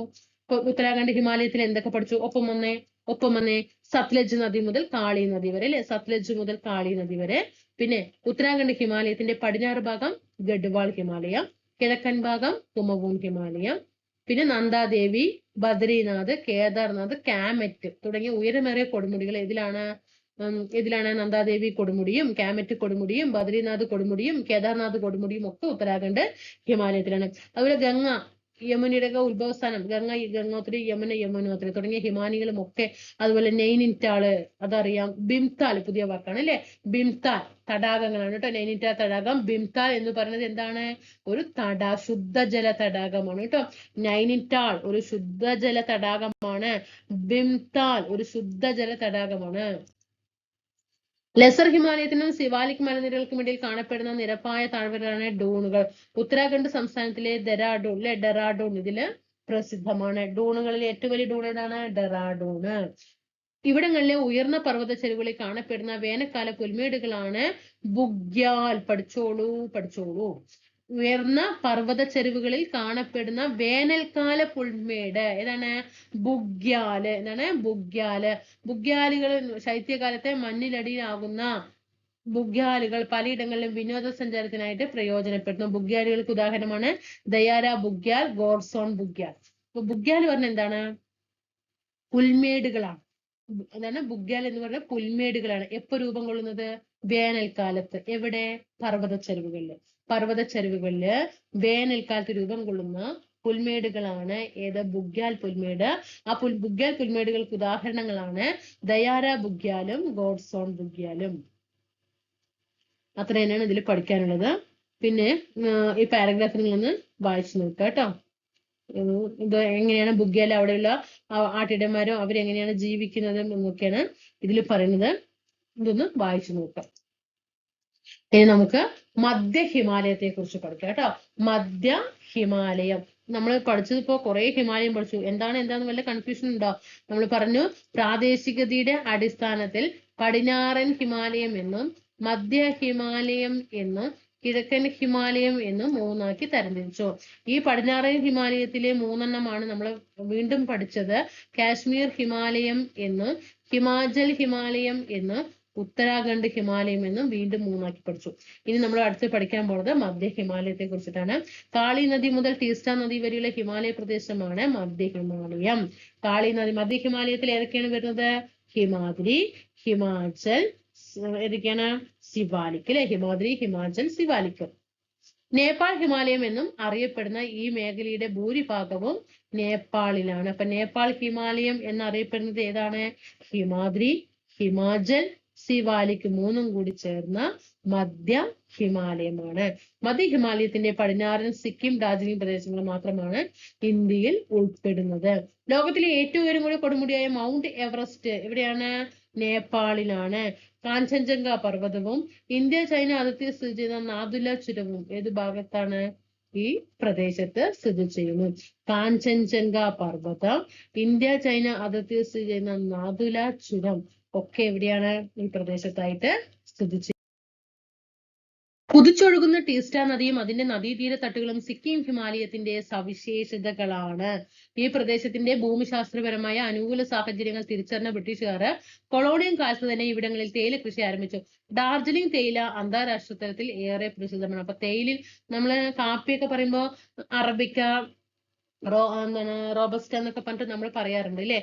അതേപോലെ തേയില ഇനത്തിൽ ഏറെ പ്രസിദ്ധമായ തേയിലയാണ് ഇത് ഡാർജിലിംഗ് തേയില എന്ന് പറയുന്നത്. ഇനി നമുക്ക് കിഴക്കൻ ഹിമാലയം കേട്ടോ. അപ്പൊ നമ്മൾ പടിഞ്ഞാറൻ ഹിമാലയം കഴിഞ്ഞു, മധ്യ ഹിമാലയം കഴിഞ്ഞു. മധ്യ ഹിമാലയം പറയുമ്പോൾ അതൊക്കെയാണ് ഹിമാദ്രി, ഹിമാചൽ, സിവാലിക് അല്ലെ? അത് കഴിഞ്ഞു. പിന്നെ കിഴക്കൻ ഹിമാലയത്തിലേക്ക് വന്നിരിക്കുകയാണ്. പടിഞ്ഞാറൻ ഹിമാലയത്തെ അപേക്ഷിച്ച് ഉയരം കുറഞ്ഞ മലനിരകളാണ് അല്ലെ? കിഴക്കൻ ഹിമാലയം പറയുമ്പോൾ എന്താണ്? ഉയരം കുറവാണ്. കിഴക്കൻ ഹിമാലയം ടീസ്റ്റ നദി മുതൽ കിഴക്ക് ബ്രഹ്മപുത്ര നദി വരെ കാണപ്പെടുന്നു.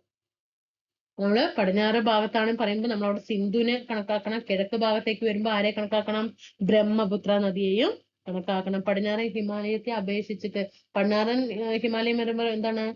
നല്ല രീതിയിൽ ഉയരം കൂടുതലാണ്. പക്ഷെ കിഴക്കൻ ഹിമാലയോ ഉയരം കുറവാണ്. എങ്ങനെയാണ്? ഹിമാലയത്തില് ടീസ്റ്റ മുതൽ കിഴക്ക് ബ്രഹ്മപുത്ര വരെ നദി കാണപ്പെടുന്നു. അസം ഹിമാലയം എന്നും അറിയപ്പെടുന്ന ഈ മേഖലയിലെ പ്രധാനപ്പെട്ട കൊടുമുടിയാണ് നാംച പർവ, 7756 മീറ്റർ. അപ്പൊ കിഴക്കൻ ഹിമാലയത്തിന്റെ മറ്റൊരു പേര് എന്താണ്? അസം ഹിമാലയ. എന്താണ്? അസം ഹിമാലയ.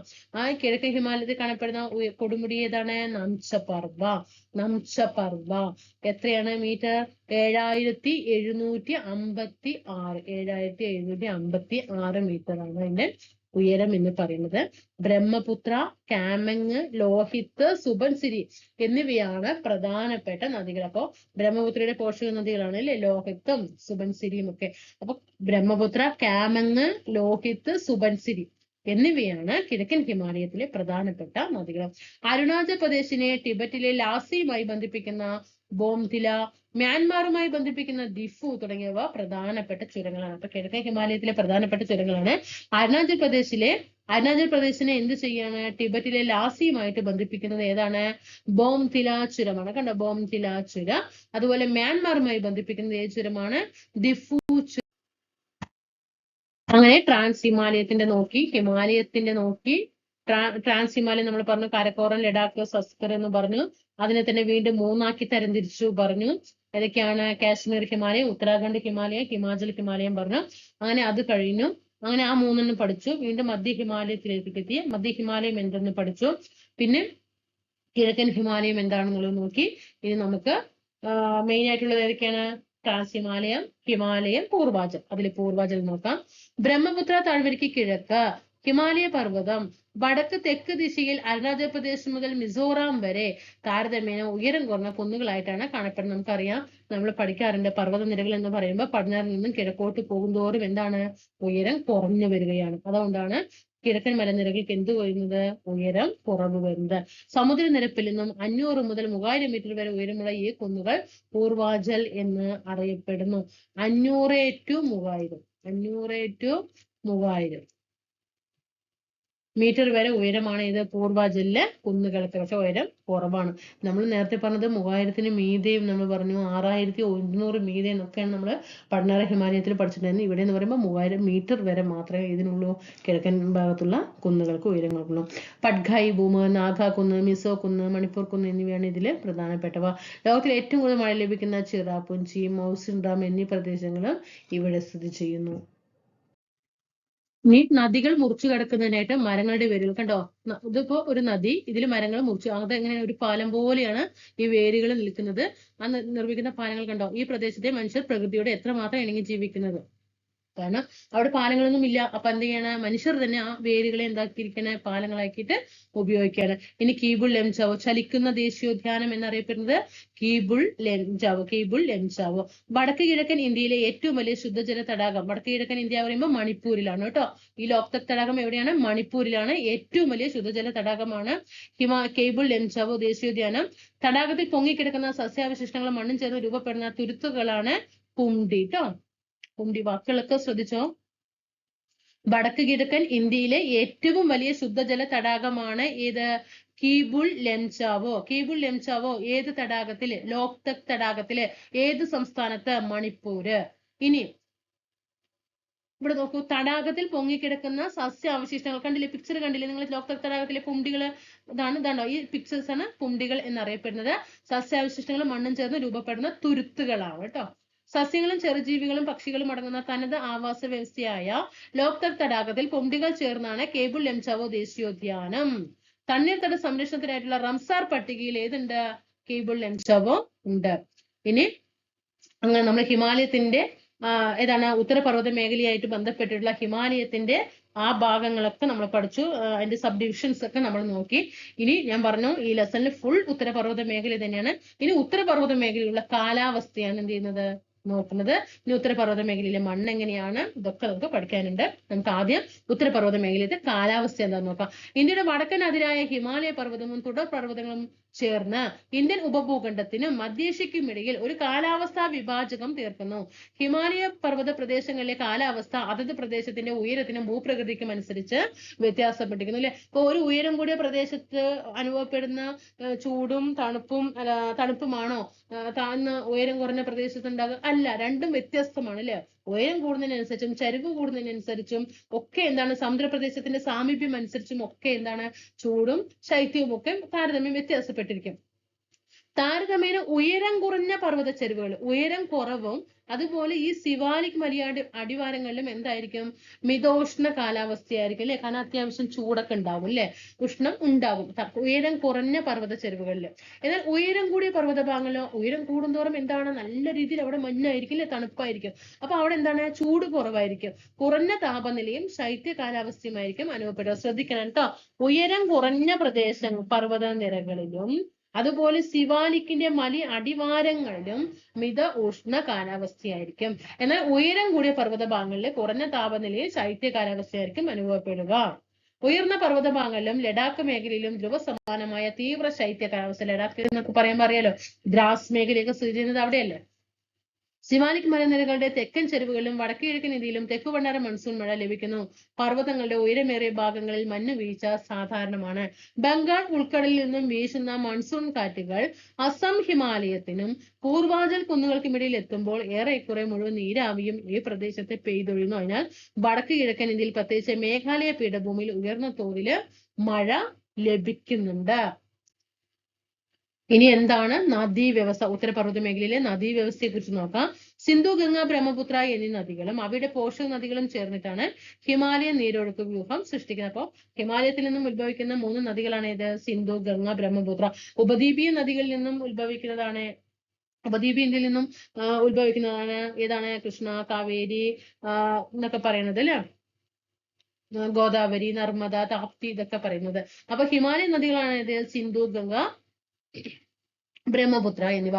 മഴയിൽ നിന്ന് മഞ്ഞുരുകിയും ജലം ലഭിക്കുന്നതിനാൽ ഇവ വർഷം മുഴുവൻ നീരൊഴുക്കുള്ള നദികളാണ്. അപ്പൊ ഏറ്റവും കൂടുതൽ ജലം ഏതിലാണ്? ഹിമാലയ നദികളാണോ ഉപദ്വീപീയ നദികളാണോ? ഹിമാലയ നദികളിലാണ്. പർവ്വത പ്രദേശത്തെ അതിശക്തമായ നീരൊഴുക്കാണ് ഈ നദികൾക്കുള്ളത്. സമതല പ്രദേശങ്ങളിൽ വെള്ളപ്പൊക്കവും ഗതിമാറി ഒഴുകലും സാധാരണമാണ്. ഈ നദികൾ പർവ്വത ഭാഗങ്ങളിൽ രൂപ താഴ്വരകൾ, ഗിരികന്ധരങ്ങൾ, വെള്ളച്ചാട്ടങ്ങൾ തുടങ്ങിയ ഭൂരൂപങ്ങൾ ശ്രദ്ധിക്കുന്നു. അപ്പൊ ഇവിടെ പഠിക്കേണ്ടത് ഹിമാലയൻ നദികളാണ് എന്ത് ചെയ്യുന്നത്? രൂപ താഴ്വരകൾ സൃഷ്ടിക്കുന്നതും ഗിരികന്ധരങ്ങൾ സൃഷ്ടിക്കുന്നതും വെള്ളച്ചാട്ടങ്ങൾ ഉണ്ടാക്കുന്ന തുടങ്ങിയ ഭൂരൂപങ്ങളൊക്കെ ഉണ്ടാക്കുന്നത് ആരാണ്? ഈ ഹിമാലയം നദികളാണ്. എന്താണ് ഈ വെള്ളച്ചാട്ടം എന്ന് പറയുന്നത്? നദിയുടെ ഒഴുക്കിനിടയില് ഉയരത്തിൽ നിന്നും നദീജലം കുത്തനെ താഴേക്ക് പതിക്കുന്നതാണ്. നിങ്ങൾക്ക് വെള്ളച്ചാട്ടം കാണാൻ പോയിട്ടുണ്ടാവും അല്ലെ? നദിയുടെ സഞ്ചാരപാതയിൽ ഉറപ്പ് കുറഞ്ഞ ശിലകൾ കൂടുതലായി അപരദന വിധേയമാകുന്നതാണ് വെള്ളച്ചാട്ടങ്ങൾ രൂപപ്പെടാൻ കാരണം. ഇനി എന്താണ് ഈ വീരൂപ താഴ്വര? നദി ഒഴുകുമ്പോൾ വശങ്ങളിലെ അപരദനം മൂലം വീതി വർദ്ധിക്കുകയും നദീതടത്തിലെ അടിത്തട്ടിലെ അപരദനം മൂലം ആഴം വർദ്ധിക്കുകയും ചെയ്യുന്നു. ഈ പ്രവർത്തനങ്ങളാൽ ചരിഞ്ഞ വശങ്ങളോട് കൂടിയ നദീ താഴ്വരകൾ രൂപപ്പെടുന്നു. ഇവ ഇംഗ്ലീഷ് അക്ഷരമാലയിൽ വി അക്ഷരത്തിനോട് സാദൃശ്യമാണ്. അതായത് അപരദനത്തിന്റെ ഫലമായിട്ട് നദിയുടെ ഏറ്റവും ആഴം വർദ്ധിച്ചിട്ട് ആ ഭാഗം ഏത് രൂപത്തിലുണ്ടാവും? വിയുടെ രൂപത്തിലുണ്ടാവും. അതുകൊണ്ടാണ് എന്ത് ചെയ്തത്? അതിന് ഈ ലെറ്റർ കൊടുത്തത്.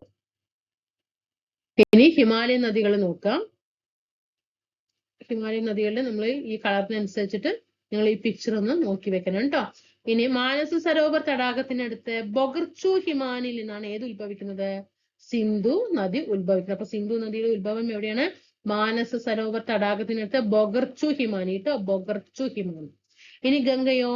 ഗംഗോത്രി ഹിമാനിയിലെ ഗോമുഖിൽ നിന്ന് ഉത്ഭവിക്കുന്ന ഗംഗാ നദി. ഗംഗയിലെ പോഷക നദികള് യമുന, ഗാഗ്ര, ഗണ്ഡക്, കോസി. ഇതൊക്കെ എന്താണ്? ഗംഗയുടെ പോഷക നദികളാണ്. ഉത്തരാഖണ്ഡ്, നേപ്പാൾ ഹിമാലയത്തിലെ പ്രധാനപ്പെട്ട നദികളാണ് കേട്ടോ. ഹിമാലയത്തിലെ പ്രധാന നദികള് എന്താണ്? ഉത്തരാഖണ്ഡ്, നേപ്പാള് ഹിമാലയത്തിലെ പ്രധാനപ്പെട്ട നദികള്.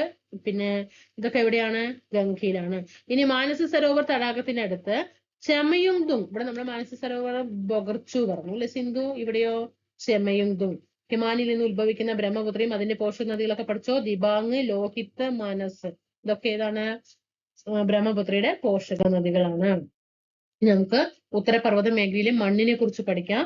ഹിമാലയ പർവ്വത പ്രദേശത്തെ പൊതുവായി പർവ്വത മണ്ണും വനമണ്ണുമാണ് അല്ലെ. പർവ്വത പ്രദേശത്ത് പറയുമ്പോൾ എന്താണ്? പർവ്വത മണ്ണുണ്ടാകും, വനമാണ് അല്ലെ. പിന്നെ അതുപോലെ വനമണ്ണുണ്ടാകും. പർവ്വത സ്ഥിതി അനുസരിച്ച് മണ്ണിന്റെ ഘടനയിലും വലിപ്പത്തിലും തരി വലിപ്പത്തിലും ഒക്കെ എന്താണ്? വ്യത്യസ്ത മണ്ണായിരിക്കും. താഴ്വാരങ്ങളിൽ നേർത്ത തരികളോട് കൂടിയതും ജൈവാംശം കൂടുതലുള്ള മണ്ണായ മണ്ണാണ് കാണപ്പെടുന്നത്. അപ്പൊ പർവ്വത പ്രദേശത്ത് ഒരു തരം മണ്ണാണെങ്കിൽ താഴ്വര പ്രദേശത്ത് എന്തായിരിക്കും? വേറൊരു മണ്ണായിരിക്കും. ഇനി താഴ്വര പ്രദേശങ്ങളിലെ മണ്ണ് എങ്ങനെയാണ്? നേർത്ത തരികളും ജൈവാംശം കൂടുതലുമായിട്ടുള്ള മണ്ണാണ്. താഴ്വാരങ്ങളിൽ എങ്ങനത്തെ മണ്ണാണ്? നേർത്ത തരികളും അതുപോലെ ജൈവാംശം കൂടുതലുമാണ്. ഉയർന്ന ചരിവുകളിൽ വലിയ തരികളോട് കൂടിയ ജൈവാംശം കുറഞ്ഞ മണ്ണായിരിക്കും കാണാൻ സാധിക്കുക കേട്ടോ. അപ്പൊ താഴ്ന്ന ഭാഗങ്ങളിൽ എങ്ങനത്തെ മണ്ണാണ്? നേർത്ത തരികളെ ഉണ്ടാകുള്ളൂ, ജൈവാംശം കൂടുതലായിരിക്കും. പക്ഷെ ഉയർന്ന ചരിവാകുമ്പോ ഉയർന്നല്ലേ, അപ്പൊ വലിയ തരി ഒന്ന് ഇരുന്നോട്ടെ കേട്ടാ. വലിയ തരിയും ജൈവാംശം കുറവുമായിരിക്കും. താഴ്വരകളിൽ എക്കൽ മണ്ണിന്റെ നിക്ഷേപമാണ് പ്രധാനമായിട്ടും കാണപ്പെടുന്നത്. കാശ്മീർ താഴ്വരയിലെ ഹിമാനികൾ നിക്ഷേപിക്കുന്ന അവസാദങ്ങൾ. പ്രീവിയസ് ക്വസ്റ്റ്യൻ ആണ്. കരേവാസ് അല്ലെ. കരേവാസ് എന്ന് പറയുന്നത് ഒരു മണ്ണിനമാണ്. കാശ്മീർ താഴ്വരയിലാണ് കാണപ്പെടുന്നത്. ആ കരേവാസ് മണ്ണിന്റെ പ്രത്യേകത എന്താണ്? നേർത്ത മണലും ജൈവാംശങ്ങളും നിറഞ്ഞ മണ്ണാണിത്. കുങ്കുമ കൃഷിക്കാണ് ഇത് എന്ത് ചെയ്യുന്നത്? അനുയോജ്യമായിട്ടുള്ളത്. ഇനി ഉത്തരപർവ്വത മേഖലയിലെ സസ്യജാലങ്ങളെ കുറിച്ച് നോക്കാം.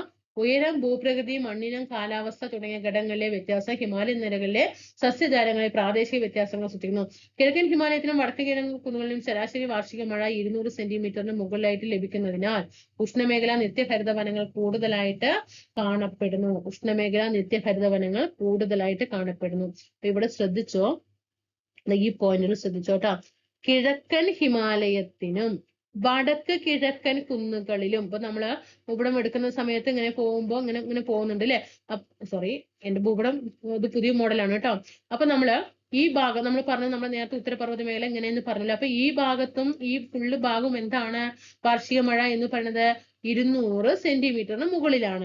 ഇവിടെ കാണപ്പെടുന്ന സസ്യജാലങ്ങൾ എങ്ങനെയാണ്? ഉഷ്ണമേഖലാ നിത്യഹരിത വനങ്ങളാണ്. ഇതൊക്കെ പ്രീവിയസ് ആണ് കേട്ടോ. ഉഷ്ണമേഖലാ നിത്യഹരിത വനങ്ങളാണ് ഏത് ചെയ്യുന്നത്? ഈ ഭാഗത്ത് കാണപ്പെടുന്നത്. ഇനി ഉയരം കൂടുന്നതിനനുസരിച്ചിട്ട് എന്ത് ചെയ്യും? ഊഷ്മാവ് കുറയും അല്ലെ. അവിടെ എന്താണ്? തണുപ്പ് കൂടുകയാണ് ചെയ്യുന്നത്. അപ്പൊ അവിടെ എത്തുമ്പോൾ ഹിമാലയ പർവ്വത പ്രദേശങ്ങളിലെ നൈസർഗിക സസ്യജാലങ്ങളിലും എന്ത് ചെയ്യും? മാറ്റം ദൃശ്യമാണ്. അതുകൊണ്ട് ഈ ഉയരം കൂടുമ്പോ എന്താണ്? ചൂട് കുറയും, തണുപ്പ് കൂടും അല്ലെ. അപ്പൊ ആ ശൈത്യ മേഖലയിലത്തെ സസ്യങ്ങൾ എങ്ങനത്തെയാണ്? തുന്ദ്ര അല്ലെ. തുന്ദ്ര വനങ്ങളുടെ തുടർച്ചയൊക്കെ എവിടെ കാണപ്പെടാം? ഈ ഉയർന്ന പർവ്വത പ്രദേശത്ത് കാണപ്പെടാം. താഴ്വരകളിലും ഉയരം കുറഞ്ഞ പർവ്വത ചരിവുകളിലും അർദ്ധ നിത്യഹരിത വനങ്ങളും ഇലപൊഴിയും വനങ്ങളും കാണപ്പെടുന്നു. താഴ്വരകളിൽ കേട്ടോ, എന്താണ് ശ്രദ്ധിക്കണം? താഴ്വരകളിലും ഉയരം കുറഞ്ഞ പർവ്വത ചരിവുകളിൽ കേട്ടോ അർദ്ധ നിത്യഹരിത വനങ്ങൾ കാണപ്പെടുന്നു. അതുപോലെ ഇലപൊഴിയും വനങ്ങളും കാണപ്പെടുന്നുണ്ട്. 1000 മുതൽ 2000 മീറ്റർ വരെ ഉയരത്തില് ആർദ്ര മിതോഷ്ണ വനങ്ങള് കാണപ്പെടാം. താഴ്വരകളിലും അതുപോലെ തന്നെ ഉയരം കുറഞ്ഞ പർവ്വത പ്രദേശങ്ങളിൽ കാണപ്പെടുന്ന വനത്തിന്റെ ഉയരം എന്ന് പറയുന്നത് 1000 to 2000 മീറ്റർ വരെ ഉയരമുള്ള പൈന്, ദേവദാരു തുടങ്ങിയ സ്തൂപിക വൃക്ഷങ്ങളാണ് കാണപ്പെടുന്നത്. അതുപോലെ തന്നെ ഉയരം കുറഞ്ഞ സസ്യങ്ങൾക്ക് ഉദാഹരണമാണ് നോക്കിക്കേ, ജൂനിപ്പർ, റോഡോഡെൻഡ്രോൺ. ഉയരം കുറഞ്ഞ സസ്യങ്ങൾക്ക് ഉദാഹരണമാണ് ജൂനിപ്പർ, റോഡോഡെൻഡ്രോൺ. അതുപോലെ ഉയർന്ന പ്രദേശങ്ങളിൽ കാണപ്പെടുന്നതാണ് ഇത് ആൽപൈൻ പുൽമേടുകൾ. ആൽപൈൻ പുൽമേടുകൾ. ഇനി ഉത്തരപർവ്വത മേഖലയിലെ വന്യജീവി സമ്പത്തിനെ കുറിച്ചിട്ട് നോക്കാം. ഇത് പ്രത്യേകം വിഭാഗങ്ങളായിട്ട് പറയില്ല കേട്ടോ. നമ്മള് മണ്ണ്, കാലാവസ്ഥ നമുക്ക് പ്രത്യേകം എടുത്തു പറയേണ്ട, അതല്ല. നമ്മൾ ആ ഉത്തരപർവ്വത മേഖലയിൽ വരുന്ന കാര്യങ്ങൾ മാത്രമാണ് എന്ത് ചെയ്യുന്നത് ഇവിടെ പഠിക്കുന്നത്. ഇനി വന്യജീവി സമ്പത്ത് നോക്കാം. സ്വാഭാവിക വനഭൂമി ധാരാളമുള്ള ഹിമാലയ പർവ്വത പ്രദേശം വന്യജീവി സമ്പന്നമാണ്. യാക്ക്, കസ്തൂരിമാൻ, ഒറ്റക്കൊമ്പൻ കാണ്ടാമൃഗം. ഒറ്റക്കൊമ്പൻ കാണ്ടാമൃഗം കാണപ്പെടുന്ന ദേശീയോദ്യാനം ഏതാണ്? ഈ ഒറ്റക്കൊമ്പൻ കാണ്ടാമൃഗം കാണുന്നത്? കാസിരംഗ അല്ലെ. കാസിരംഗ ദേശീയോദ്യാനത്തിലല്ലേ ഒറ്റക്കൊമ്പൻ കാണ്ടാമൃഗങ്ങൾ കാണപ്പെടുന്നത്? ഹിമക്കുരി തുടങ്ങിയ നിരവധി ജീവിവർഗങ്ങളുടെ തനത് ആവാസ കേന്ദ്രങ്ങളാണിത്. ജൈവമണ്ഡല റിസർവ്, ദേശീയോദ്യാനങ്ങൾ, വന്യജീവി സങ്കേതങ്ങൾ തുടങ്ങിയവയെല്ലാം വന്യജീവി സമ്പത്തിന്റെ സംരക്ഷണങ്ങളാണ്. ഇനിയും നമ്മൾ നേരത്തെ പറഞ്ഞില്ലേ പടിഞ്ഞാറൻ ഹിമാലയവും കിഴക്കൻ ഹിമാലയം എന്നൊക്കെ പറഞ്ഞില്ലേ. ഈ പടിഞ്ഞാറൻ ഹിമാലയത്തിലുള്ള ദേശീയോദ്യാനങ്ങൾ ഏതാണ്? കിഴക്കൻ ഹിമാലയത്തിൽ വരുന്ന ദേശീയോദ്യാനങ്ങളൊക്കെ ഈ ബോക്സ് നന്നായിട്ട് പഠിച്ചോളണം. പടിഞ്ഞാറ് ഹിമാലയത്തിൽ വരുന്നത് നമുക്കറിയാം. ജമ്മു കാശ്മീർ എന്നൊക്കെ പറയുമ്പോൾ പടിഞ്ഞാറ് ഭാഗത്തല്ലേ. നമ്മൾ ആ മാപ്പ് വെച്ചിട്ടൊന്ന് കണക്ട് ചെയ്ത് പോയാൽ മതി. രണ്ട് കാണാപ്പാടം പഠിക്കണ്ട. ഡച്ചിങ്ഹാം എവിടെയാണ്? ഡച്ചിങ്ഹാം ദേശീയോദ്യാനം ജമ്മു ആൻഡ് കാശ്മീർ. ഹെമിസ് ദേശീയോദ്യാനം ലഡാക്കില്. പിന്നെ പൂക്കളുടെ താഴ്വര വാലി ഓഫ് ഫ്ലവേഴ്സ് എന്നറിയപ്പെടും ഉത്തരാഖണ്ഡ്. കോർബറ്റ് ദേശീയോദ്യാനം ജിം കോർബറ്റ് ഉത്തരാഖണ്ഡ്. രാജാജി ദേശീയോദ്യാനം ഉത്തരാഖണ്ഡ്. അപ്പൊ ഡച്ചിങ്ഹാം ജമ്മു കാശ്മീരില്, ഹെമിസ് ദേശീയോദ്യാനം ലഡാക്കില്, പൂക്കളുടെ താഴ്വര valley of flowers Uttarakhand, Corbett gym Corbett Uttarakhand, Rajaji ദേശീയോദ്യാനം ഉത്തരാഖണ്ഡ്. ഇനി കിഴക്കൻ ഹിമാലയത്തിന്റെ ഭാഗമാണ് കാഞ്ചൻജംഗ, സിക്കിമിന്റെ ഭാഗമായിട്ട് വരുന്നു. ദിബ്രു സെക്കോവ ദേശീയോദ്യാനം അസമിലാണ്. കാസിരംഗ അസമില്, മാനസ് അസമില്, കീബുൾ ലംചാവോ മണിപ്പൂരിൽ. ഇതൊക്കെ എന്താണ്? കിഴക്കൻ ഭാഗത്ത് വരുന്നവയാണ് അല്ലെ. എന്താണ്? കിഴക്കൻ ഭാഗത്ത് വരുന്നവയാണ്. കാഞ്ചൻജംഗ സിക്കിമിലാണ്, ദിബ്രു സെക്കോവ അസമിലാണ്, കാസിരംഗ അസമിലാണ്, മാനസ് അസമില്, കീബുൾ ലംചാവോ മണിപ്പൂരില്. ഇനി ഇവിടുത്തെ കൃഷി എന്താണെന്നുള്ളത് നമുക്ക് നോക്കാം. ഭൂപരമായ പരിമിതികൾ കാരണം പർവ്വത പ്രദേശങ്ങളിലെ കൃഷി താരതമ്യേന കുറവാണ് അല്ലെ. പക്ഷെ എന്നാലും പർവ്വത പ്രദേശങ്ങളിൽ കൃഷി ചെയ്യാൻ പറ്റില്ല. അവിടെ പലതരം ഉയരമായിരിക്കും, പലതരം ചരിവായിരിക്കും, പലതരത്തിലുള്ള മണ്ണായിരിക്കും കൃഷികൾ. പക്ഷെ അവിടെയുള്ള ജനവിഭാഗങ്ങൾ എന്ത് ചെയ്യുന്നുണ്ട്? പരമാവധി ആ പ്രദേശങ്ങളെയൊക്കെ തട്ടാക്കിയിട്ട് എന്ത് ചെയ്യും? കൃഷി രൂപപ്പെടുത്താറുണ്ട്. എന്താണ്?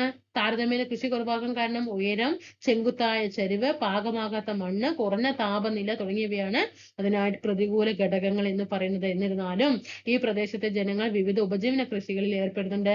പർവ്വത ചെരുവുകളിൽ എന്താക്കുകയാണ്, കണ്ടോ, ഓരോരോ തട്ടാക്കിയിരിക്കുന്നുണ്ടോ. നമ്മള് ടൂറൊക്കെ പോകുന്ന സമയത്ത്, ഇപ്പൊ മൂന്നാർ ഊട്ടിയൊക്കെ പോകുന്ന സമയത്ത് അതൊക്കെ ഉയരം കൂടിയ മലയല്ലേ, അവിടെ ആ തേയില തോട്ടങ്ങളൊക്കെ അവർ തട്ടാക്കിയിട്ട് കൃഷി ചെയ്യുന്നില്ലേ, അതിനെ തന്നെ പറയുന്നത് കേട്ടോ.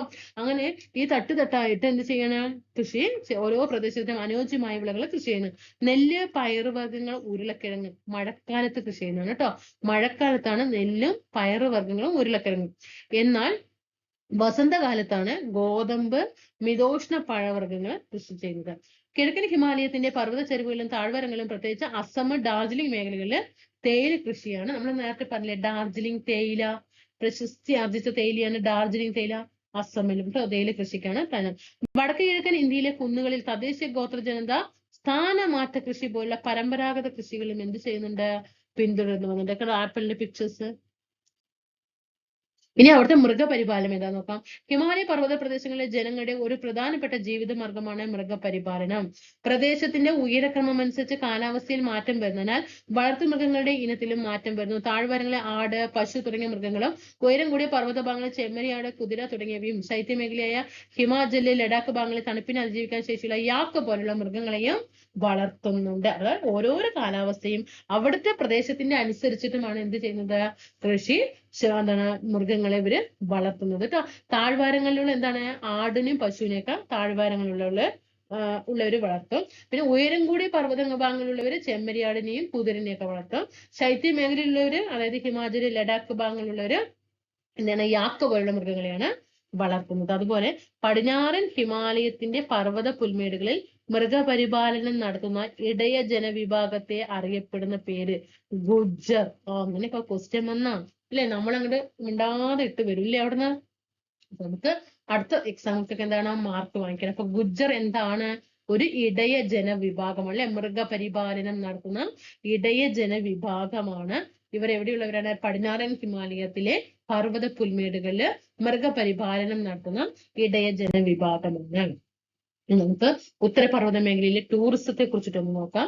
ഭൂപ്രകൃതി സവിശേഷതകൾ അനുകൂലമായതിനാൽ ഹിമാലയം പറയുമ്പോൾ അറിയാലോ, ടൂറിസ്റ്റുകളുടെ കേന്ദ്രമാണ് അല്ലെ. അങ്ങനെ ഒരു നല്ല രീതിയിൽ വരുമാനത്തിലേക്കുള്ള ഒരു മാർഗമായി എന്ത്, ഈ ഹിമാലയത്തിന്റെ ഭാഗം എന്ന് പറയുന്നതിന് തീർത്ഥാടനവുമായി ബന്ധപ്പെട്ട യാത്രകളാണ്. തീർത്ഥാടനത്തിന് വേണ്ടിയിട്ട് നമ്മുടെ ഹിമാലയ പർവ്വതനിരകളിൽ ഏതൊക്കെ ഭാഗമാണ് ലക്ഷ്യമിടുക, കൈലാസം, മാനസ സരോവരം, അമർനാഥ്, ഹേമകുണ്ട് സാഹിബ് തുടങ്ങിയവയൊക്കെ എന്തിനാണ്, തീർത്ഥാടന കേന്ദ്രങ്ങൾക്ക് അല്ലെ. ഹിമാലയ പർവ്വതനിരകളില് തീർത്ഥാടനങ്ങൾക്ക് പ്രശസ്തമായ സ്ഥലങ്ങളാണ് ഇത്. അമർനാഥും ഹേമകുണ്ടും മാനസ സരോവരും കൈലാസവും ഇതൊക്കെ എന്ന് പറയുന്നത്. ഇനി ഹിമാലയ പ്രദേശങ്ങളിൽ നല്ല കാലാവസ്ഥ തിരിച്ചറിഞ്ഞിട്ട് ഇവിടങ്ങളിൽ സുഖവാസ കേന്ദ്രങ്ങൾ വികസിപ്പിച്ചു അല്ലെ. അങ്ങനെ വന്ന സുഖവാസ കേന്ദ്രങ്ങൾ രണ്ടാമത്തെ ഘട്ടത്തിൽ വന്നു. ഏത്, ഷിംല, ഡാർജിലിംഗ്, ഷില്ലോങ്, അൽമോറ, റാണിക്കേറ്റ്, മുസോറി, നൈനിറ്റാൾ തുടങ്ങിയ സുഖവാസ കേന്ദ്രങ്ങൾ എന്ത് ചെയ്തു, രണ്ടാമത്തെ ഘട്ടത്തിൽ വന്നു. ഇനി അങ്ങനെ 1953, അതായത് ഇങ്ങനെ വരാൻ തന്നെ, ഈ ഹിമാലയ പർവ്വത പ്രദേശത്ത് ഇതൊക്കെ വരാൻ തന്നെ കാരണം എന്താണ് നമുക്കറിയാം അല്ലെ. എഡ്മണ്ട് ഹിലാരിയും അതുപോലെ ടെൻസിംഗ് നോർഗയും 1953 മെയ് മാസം 29-നാണ് എന്ത് ചെയ്യുന്നത്, എവറസ്റ്റ് കീഴടക്കുന്നത് അല്ലെ. എവറസ്റ്റ് കീഴടക്കിയപ്പോഴാണ് അറിയുന്നത് അവിടെയുള്ള പ്രത്യേകതകൾ അല്ലെ. ആ ഭാഗം ഹിമാലയം എന്ന് പറയുന്നത് എന്താണ് എന്ന് പറഞ്ഞാൽ, അങ്ങനെയാണ് ഒന്നാം ഘട്ടത്തില് ഒരുപാട് തീർത്ഥാടന കേന്ദ്രങ്ങൾ അവിടേക്ക് ആകർഷിക്കുന്നതും അതുപോലെ ടൂറിസം കേന്ദ്രങ്ങൾ ആകർഷിക്കുന്നതും ഒക്കെ ഇതിന്റെ ഫലമായിട്ട് തന്നെയാണ് ഈ എവറസ്റ്റ് കീഴടക്കിയതോടെയാണ്.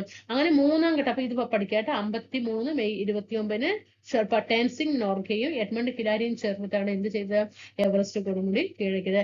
ടൂറിസം വികസനത്തിന്റെ മൂന്നാം ഘട്ടം, അങ്ങനെ ടൂറിസം അറിയാലോ ഒരുപാട് വരുമാനം ഉണ്ടാക്കുന്ന ഭാഗം.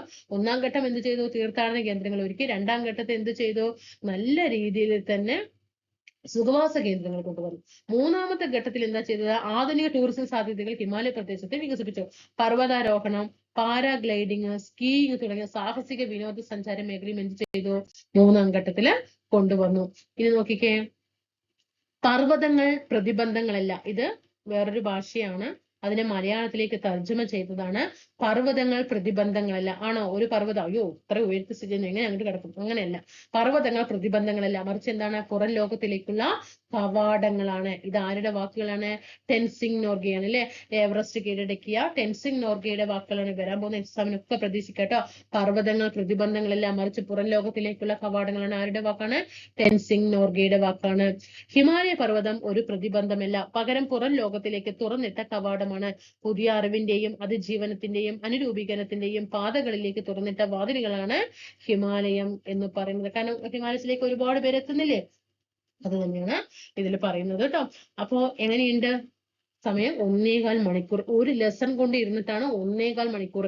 അത് നമ്മൾ പരമാവധി ഒന്ന് രണ്ട് മൂന്ന് പ്രാവശ്യം അല്ലെ, പരമാവധി ഒരു 3 പ്രാവശ്യമൊക്കെ നമ്മൾ എന്ത് ചെയ്തിട്ടുള്ളൂ, റിപ്പീറ്റ് ചെയ്തിട്ടുള്ളൂ. കുറച്ചും കൂടി ഇരുന്ന് റിപ്പീറ്റേഷൻ ചെയ്ത് പഠിക്കുകയാണെങ്കിൽ ഒരു ലെസൺ പഠിക്കുന്നതാണ്. പിന്നെ ഈ 4 ലെസണും 5 ലെസണും കൂടി ഇട്ട് ഇരുന്നാൽ നമ്മൾ PSC പഠിക്കേണ്ട പൂരേ മതിയായില്ല, അവിടെ ഇട്ട് പോകും. പ്രത്യേകിച്ച് ജോഗ്രഫി. എനിക്ക് തന്നെ ജോഗ്രഫി എന്ന് പറയുന്നത് ഓർക്കാൻ വരുന്ന ഒരു സബ്ജക്റ്റ് ആണ്. അപ്പോൾ എന്തായാലും ഒന്നാമത്തെ ലെസൺ കഴിഞ്ഞു. ഒന്നാമത്തെ ലെസണിൽ തന്നെ എത്ര പഠിക്കേണ്ട, ഒരു ഉത്തരപർവ്വത മേഖലയും കൂടി ഇരുന്നതാണ് ഈ 1.25 മണിക്കൂർ ഇരുന്നിട്ട്. ക്വസ്റ്റ്യൻ വന്നാൽ മാർക്കും വാങ്ങിക്കണ്ടേ, നമുക്കത് പഠിച്ചേ പറ്റൂ. നല്ല രീതിയിൽ SCRT കലക്കിക്കോട്ടെ, നന്നായിട്ട് അരച്ചു കലക്കി കുടിച്ചു പഠിച്ചോ. ഞാൻ ഒരു പ്ലാൻ ഇട്ടിരിക്കുന്നത് ഇതുപോലെ ചെയ്താൽ മതി എന്നുണ്ടെങ്കിൽ താഴെ ഒന്ന് കമന്റ് ചെയ്താൽ ഞാൻ അങ്ങോട്ടും ഇങ്ങോട്ടും ഒന്നും വ്യതിചലിക്കില്ല. നല്ല രീതിയിൽ പോകാം. ഇപ്പൊ നമ്മൾ 5ാം ക്ലാസ് കഴിഞ്ഞില്ലേ, അതേപോലെ 7ാം ക്ലാസ് സോഷ്യൽ സയൻസ് കഴിഞ്ഞു, 9ാം ക്ലാസ്സിലെ പാർട്ട് 1 കഴിഞ്ഞു അല്ലെ. 9ാം ക്ലാസ്സിലെ പാർട്ട് 1 കഴിഞ്ഞു. ഇപ്പൊ നമ്മൾ എടുക്കുന്നത് പാർട്ട് 2ലെ 1ാമത്തെ ലെസൺ എടുത്തു.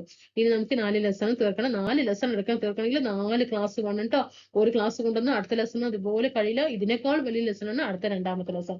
പക്ഷെ പഠിച്ചേ പറ്റൂ. ജോഗ്രഫിക്ക് അവിടെ അത് മതി. ഇനി നിങ്ങൾ അതിന്റെ അപ്പുറം ഒന്നും തേടി പോകണ്ട കേട്ടോ. 100% ഞാൻ പറയാണ്. പ്രീവിയസ് ക്വസ്റ്റ്യൻ നോക്കുക. ഈ SCRT പാഠഭാഗങ്ങൾ ഏതൊക്കെ? World geography, Kerala geography, Indian geography, history, ഇതൊക്കെ SCRT പഠിച്ചോ, നന്നായിട്ട് പഠിച്ചോ. ഞാൻ അടുത്ത് നിങ്ങൾ ഗൈഡ് ഒന്നും ഇരുന്നിട്ടൊന്നും വായിക്കൊന്നും വേണ്ട. ഈ SCRT കലക്കിക്കും, അവിടെ മാർക്ക് കിട്ടും, ഉറപ്പാണ് കേട്ടോ. ഇനി നമ്മൾ 9ാം ക്ലാസ് കഴിയില്ലേ, ഇനി നമ്മൾ 5ാം ക്ലാസ്സിൽ എന്തിലേക്ക് കിടക്കും?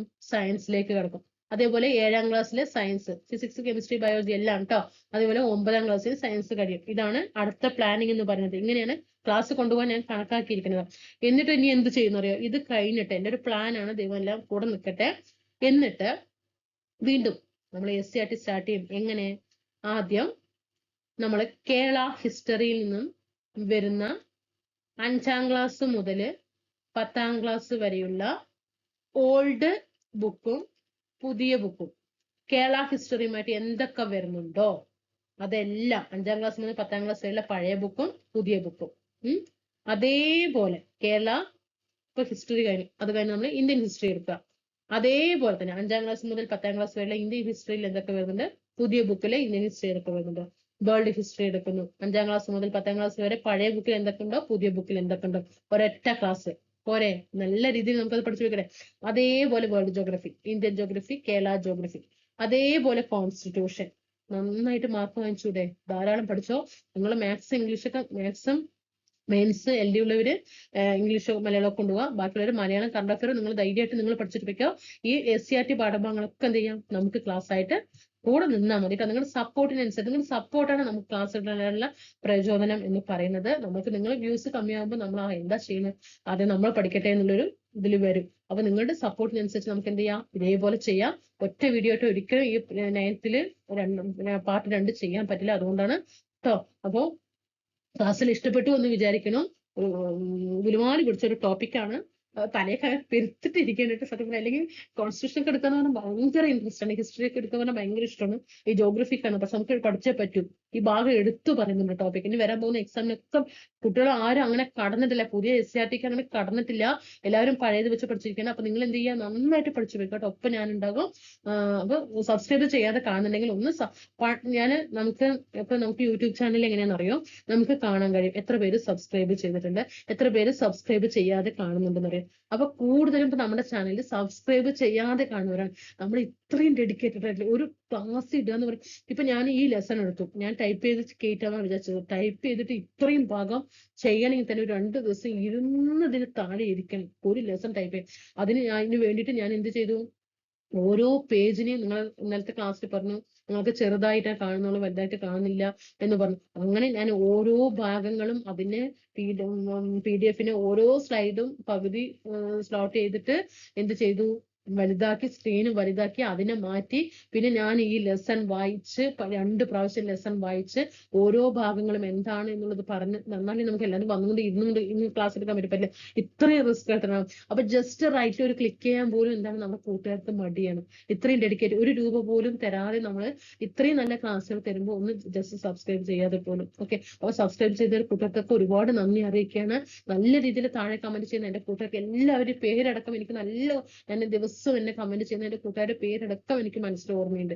എന്ന് ഞാൻ ഒരു ക്ലാസ് കഴിയുമ്പോൾ താഴെ നോക്കാൻ അവരൊക്കെ വന്നിട്ടുണ്ടോ, എന്താണ് സൗമ്യ, കുറേ പേരുകളുണ്ട്. അപ്പൊ അവരൊക്കെ എന്താണ് വന്നിട്ടുണ്ടോ, അവര് ക്ലാസ് കമന്റ് ഇട്ടുണ്ടോ, ഞാൻ നിങ്ങൾ കമന്റ് ഇട്ടതൊന്നല്ല നോക്കുന്നത്. കമന്റ് ഇടുമ്പോൾ മനസ്സിൽ ചിന്തിക്കുന്നതാണ്, ഈശ്വര അവർ പഠിച്ചു, അവർ ക്ലാസ് കണ്ടു, അവർ പഠിച്ചിട്ടുണ്ട്, കിട്ടട്ടെ എന്ന് മാത്രമേ ഞാൻ ചിന്തിക്കുന്നുള്ളൂ. അപ്പൊ ഒന്ന് ജസ്റ്റ് സബ്സ്ക്രൈബ് ചെയ്യുക കേട്ടോ, താഴെ ലൈക്ക് ചെയ്യുക, അതുപോലെ തന്നെ ഷെയർ ചെയ്യുക, താഴെ കമന്റ് ഇട്ടിട്ട് പോവുക, ടെലഗ്രാം ഗ്രൂപ്പിൽ കൂടിയിട്ട് ഒന്ന് ജോയിൻ ചെയ്യുക. പടപടേന്ന് നമുക്ക് ക്ലാസ്സുകൾ എടുക്കണം. SCRT അങ്ങോട്ട് അരച്ച് കലക്കിയിട്ട് SCRT പുതിയതും ഓൾഡും, Kerala history, Indian history, world history, Kerala geography, Indian geography, world geography, constitution, മാർക്കൊക്കെ പടപടേന്ന് ഇതിൽ മതിയിട്ട് അതൊക്കെ നന്നായി പഠിച്ചാൽ മതി.